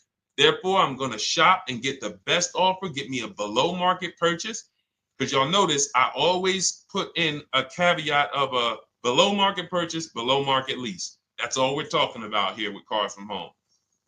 That's all we're talking about. You need to, every purchase you make or lease you get, you want it to be a below market lease or purchase. So now, if I could afford both, is it I'm going to reward myself with a new vehicle, or do I have these other values where I actually want to knock 20 to 30 to 40% off the price to get even more for my money? So that's really up to you if you can afford both. There's no right or wrong there. It's a matter of, like I said, the values. Now, some of you once you look at your budget, I have a tool in my book and in our video checklist, the coaching program called the Perfect Budget Calculator. We invented this. So it's not on Google. You'll hear a lot of the stuff, almost nothing we teach. You're like, if you ever go to look for it, the 8-year rule. No one talks about it. We created it. This is our intellectual property that we created to teach you guys to create these boundaries, the rule of 72 and the 10th birthday, 1.5% rule for overpaying for leases. These are all things that are absolutely proprietary to Cars from Home. But one of them is this Perfect Budget Calculator. Sometimes when we're factoring budgets with most calculators, they don't include fees that we know dealers have. And I'm talking about legitimate fees, tax, documentation fee, motor vehicles. So we're putting our budgets together, but we always get caught out there. Who's had that happen? You got it all figured out. You get to the dealership, you bought the car, and they're like, well, what are you going to do with the fees? Because you got $3,000 in taxes and fees. And you're like, whoa, where'd that come from? Sometimes they're lying and sometimes it's legit. But none of these calculators factor in the fees and everything like that. So we created this Perfect Budget Calculator that does. But here's the thing. Once you find out what your budget is, even if you're budgeting with a normal calculator, just add a couple thousand to account for the taxes and the fees. But you might see, I can't get everything I want in a new car for this budget. Everything I need, I can't get for this $24,000, in which case I need to go and look for a pre-owned one. So that's why I said, in reference to your question, Kathy, what are my thoughts on purchasing used versus new? It's a matter of values and budget. Budget first, because budget will determine if you can afford both and get what you want. But if you can afford both and get what you want, then it's a matter of values. Okay? So again, everything we're going over is in my new digital book. It's called Cars from Home, 7 Steps to Saving Time, Money, and Avoiding Dealerships. It's 5-star rated. Thank you to everybody who has taken the time to rate it and review it on Goodreads.com. It means a lot. And we can't continue to get this information out without you guys. So we appreciate you. And you can get your copy instead of $97, you can get your copy for $24 as part of our welcome offer. So that's 75% off. If you go to my link in my TikTok bio, Instagram bio, the YouTube comments, and the Facebook comments, we have a link there for you guys. And you can grab it. It's a digital book, so you don't even have to wait.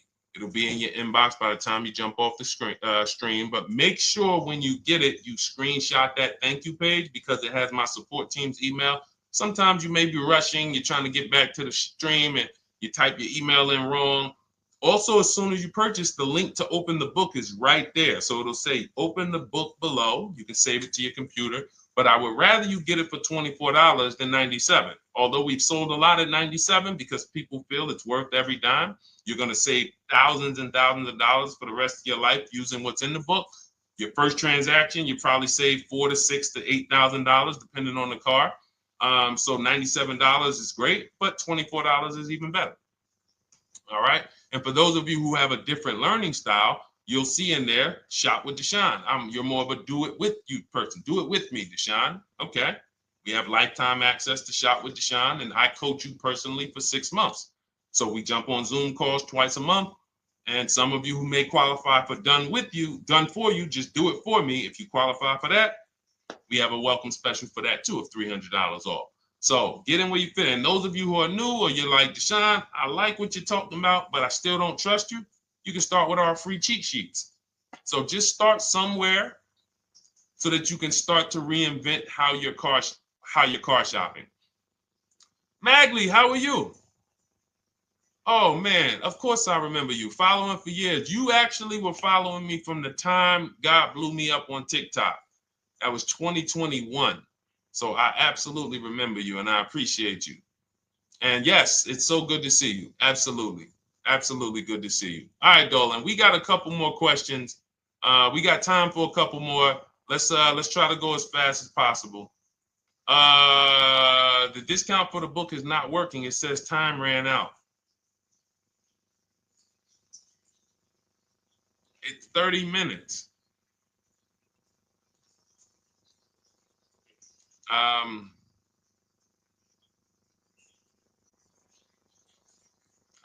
don't know.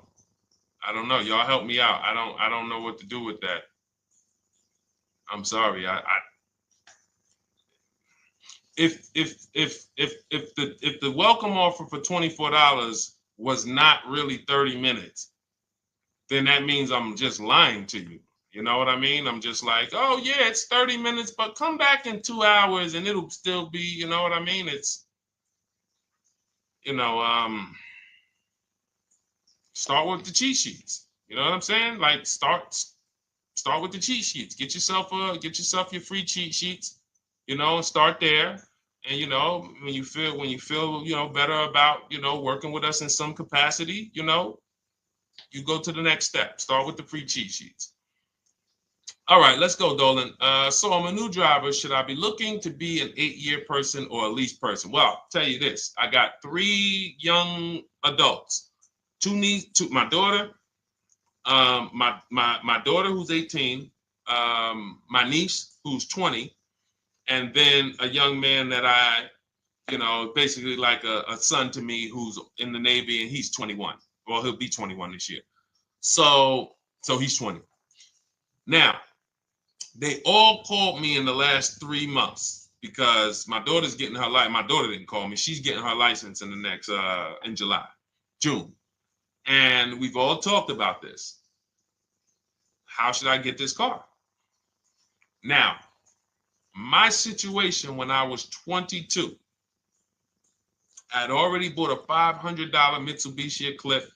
Transmission went out on me probably after 6 months. And then I bought a buy here, pay here car. This is before I got into the car business. I got into the car business, I was 22, working for Pontiac GMC Buick. So I get this buy here, pay here car. It was a quality Chevrolet Cavalier. I didn't know anything about cars, so I went to a local spot. They said, hey, put down this, just pay us $50 a week. So I did that. But 22, I had my daughter, and my boss says to me, hey, why don't you lease something? And I was already selling cars, but I just didn't think, could I even, qualify for a lease? I don't even know what I was selling them, but I'm just literally doing what most salesmen do. All right, he wants to lease. All right, what's the payment? Yeah, tell him it's this. All right, perfect. They said it's that. Oh, that's a little too high. All right, they said it's a little too high. All right, so that's what I was doing. I didn't really understand anything. That's most car salesmen. So I end up getting a Pontiac G6. I'm 22. I paid $256 a month. Now, it would have been less but I didn't get a tier 1 approval because I didn't have, I think my credit was like mid 6s at that point. And you know, you really want to be over 670 to get most of the tier 1 approvals. But it would only raise my payment maybe $25. Wasn't a lot. Now I'm 22. I'm driving a brand new 2007. It's still 2006. 2007. I'm pulling up, brand new car, full warranty, $256 a month. At the same time, I have a friend, got a vehicle, Toyota, financed it, went in. She had, you know, we had our, she had a young child, a little older than us, maybe 1 or 2 years older than us. And then she goes and she purchases a car, $500 a month. She didn't get ripped. That's what a $20,000, $22,000 car costs. She got a Corolla, $500 a month. We're 22. Plus insurance. This is enough to break a young person, young family. I'm paying $256, she's paying $500. That right there. When I tell people that story, it's amazing to me how many people will say, Deshone, when I got my first car, my parents took me out. We financed this car. We financed this. I was paying $400, $500, $600 a month. Whether the parents were paying some of it, or they were paying some of it, or they were paying all of it. Thank you, Kathy. Appreciate you sharing. So this is what all of them, all three, well, 2 of them. I don't know about the young man. Because his parents.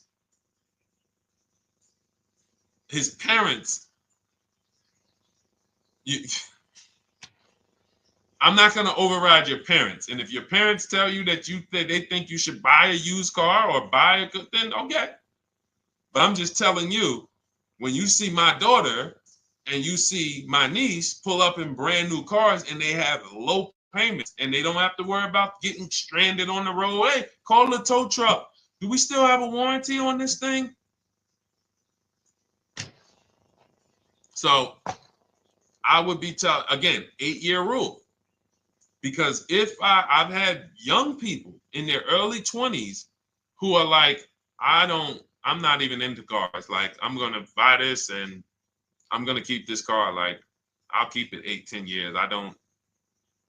And I've had some people who they know when they get a better job, when they move to this, they're going to start a family. They're probably not going to keep the car 8 years. So it still goes back to the 8-year rule. Always. Always. Most young people, most people should be leasing their cars. That's how I did very well throughout my 20s. Praise the Lord, because I did not have high car payments. I didn't have cars breaking down on me where I had to be like, oh man, couldn't get to work today. Not many 20-year-olds, 23-year-olds are keeping cars 8 years. So when you're putting them in used cars, you're really setting them up for failure in a lot of cases, compared to if they were just leasing, getting because some people be like, wow, are $300 car payments still out there? Oh yeah, they're still out there. Just you just are shopping for the right car. I know India had her look, Rosalie, she's in our Done With You video checklist and coaching program, like Cars from Home. She's, you know, this is our Facebook group she's commenting from. 3 vehicles she got, all for her sons, all of them. A Nissan Rogue, $399 a month. That's a $36,600 car. She got a Mazda CX-30. That's a $28,200 car. Payments $339 a month. $339 a month. And then she got a Mazda CX-50 for her other son, $40,000. On top, we haven't even talked about the equity and leases and selling leases and, you know, really maximize her equity, because she said she got $6,700 selling 2 of the old leases. $6,700. Drove the cars for 3 years, had equity, bid it out, sold 2 of them, $6,700. You're probably like, Deshone, I didn't even know you could sell a lease. My question is, how much has that cost you? So when you're looking at investing in anything we're doing, be it my book, be it Shop with Deshone, our video checklist and coaching, be it our Done For You program, one thing that we do covers everything. Your first deal, if you're moving, you're gonna be like, shoot, I got everything I just invested back times 10. That's what we hold ourselves accountable to. Just her equity alone, she made $6,700 selling 2 cars. Didn't even know I could sell leases, and I just put $6,700 in my pocket selling 2 leases. Whoa. So $300 payments. Those would be perfect cars for young people. $339, that's with no money down. Imagine if she wanted to put another $2,500 down, bring the payment down to, $275. This is the way to be moving. And those of you who are getting this, are you getting this? If you're getting this, type some dollar signs. Who's getting this? Who's getting this? Type dollar signs in the chat. Who's getting it? Let's go. Who's locked in? All right. I see you, Mario. I see you, Dane. I see you, Terry Carter. I see you. Who's getting this? Who else is getting it? Who else is locked in?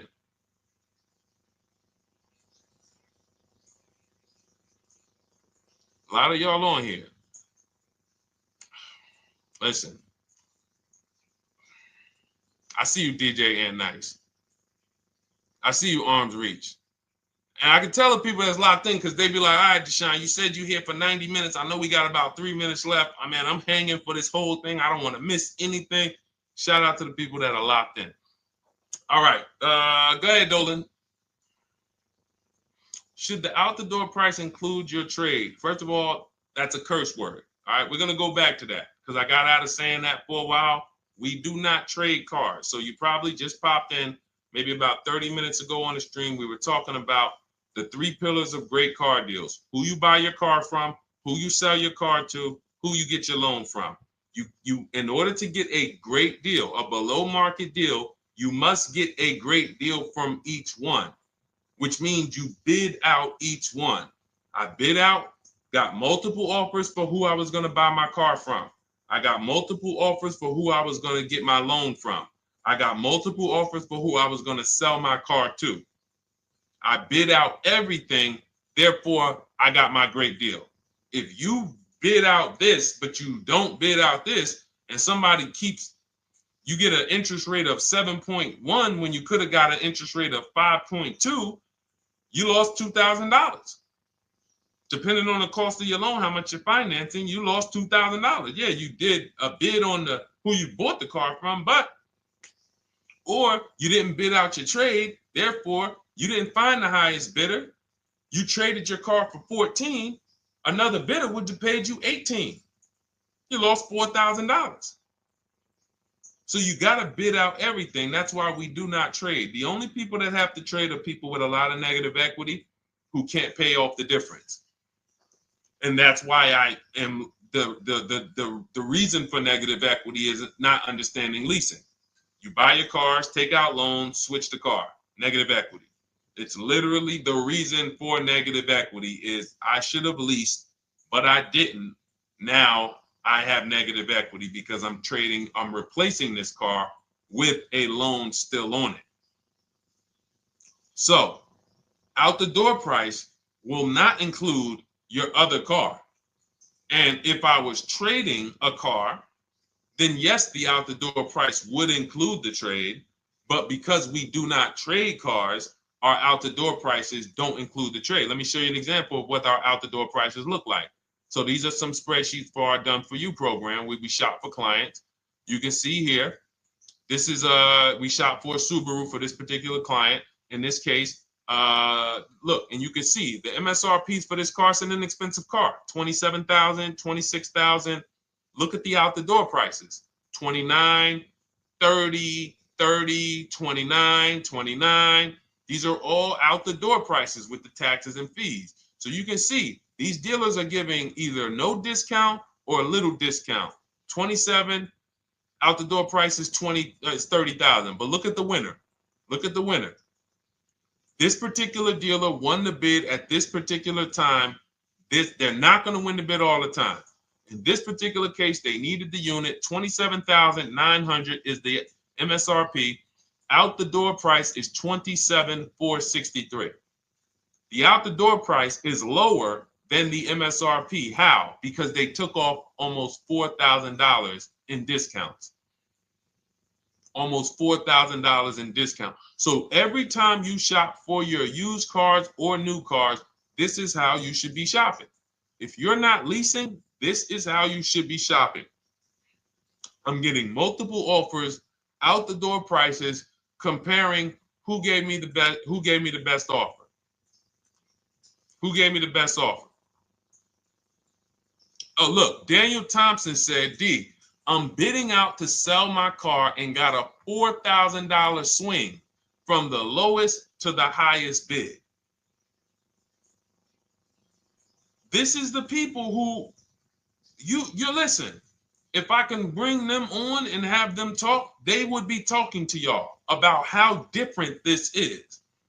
I didn't bring you here on a Tuesday afternoon, or you're not watching this. If you're watching the replay later on Tuesday, or maybe, Wednesday morning, we go live at 12 noon, Monday through Thursday. So we replay the show just for everyone who missed it. You can send all your friends, family, go to Deshone the Auto Advisor's pages, watch the replay from today's show.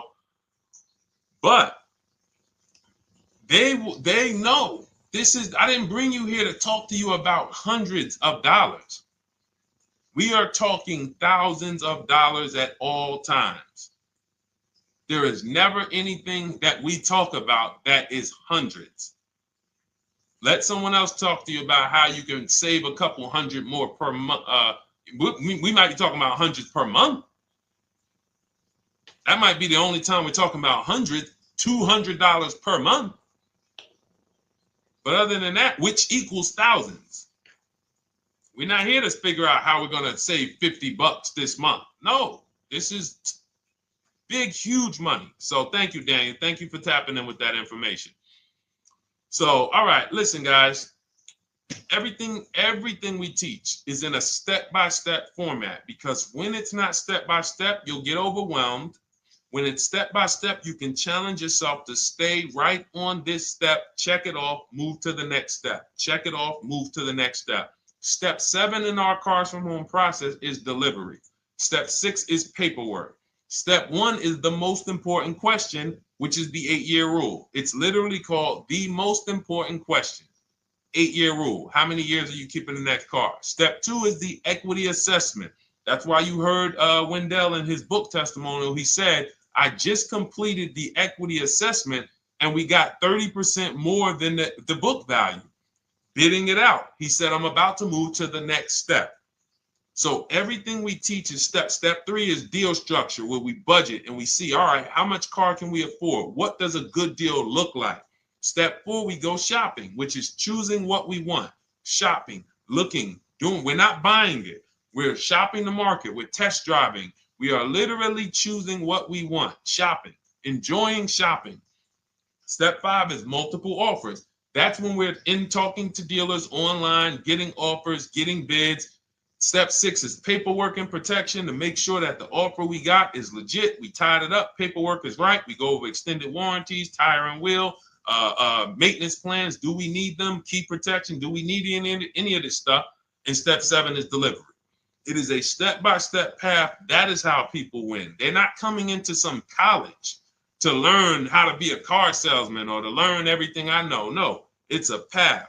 So if you want the blueprint in book form, that's my digital book, Cars from Home, 7 Steps of Saving Time, Money, and Avoiding Dealerships.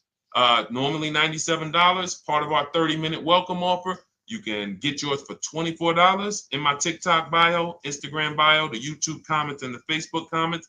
Click those links and then click the special $24 welcome offer. It's good for 30 minutes. And you'll save 75%. If for those of you who are like, Deshone, what about that video checklist? That is our Shop Done With You program. Cars from Home, Done With You. You get lifetime access to everything we teach, all our below market videos, and it's short videos. I want you guys getting cars in 90 minutes. 90 minutes. Not shopping. The shopping might take you longer. Deciding what you want, you might be doing that for 2 months. But once you decide what you want, I want you to be able to get below market deals in 90 minutes. That's how I do it. We're not hours and hours to get these car deals. Some of these deals we make in literally 45 minutes over a 3-day period. So that is how we do it. And you'll have access to our coaching program. We do Zoom calls twice a month, first and third Wednesday. And you have a Facebook group with 1,600 people in it that have come before you in the last 3 years. And then for those of you who qualify for shop with done for me, just do it for me, Deshone. New cars, new cars and leases only. Credit score has to be over 670 FICO. Book a call with our team. Let's see if we can help you. All of those have welcome specials. The book is 75% off welcome special. Shop with Deshone is $200 off welcome special for 48 hours.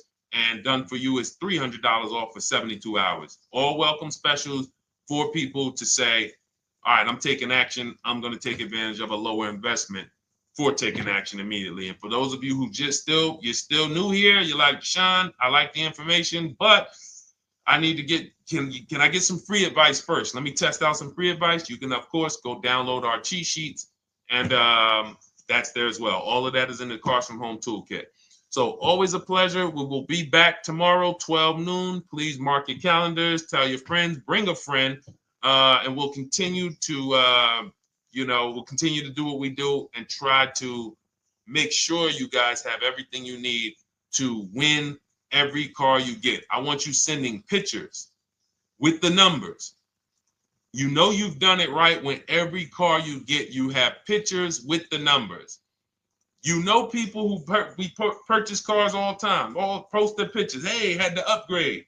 Oh, just got this. Hey, had to treat myself. Oh, watch it now.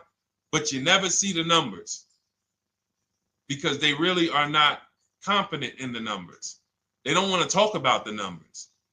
Everybody who shops with us, whether you're getting our book, whether you're using our stuff, and sometimes people who they piece together my social media videos and they'll get it done. But they are sending the numbers. Look at what I paid for this car. Not only did I get a great car, but look at the deal I got on the car. That's when you know, all right, you understand this thing. All right, have a great day, y'all. See you tomorrow. And if you couldn't make the whole broadcast, feel free to watch the replay. We'll be replaying it throughout the day until tomorrow's show. All right, have a great day, y'all. Thank you. God bless you.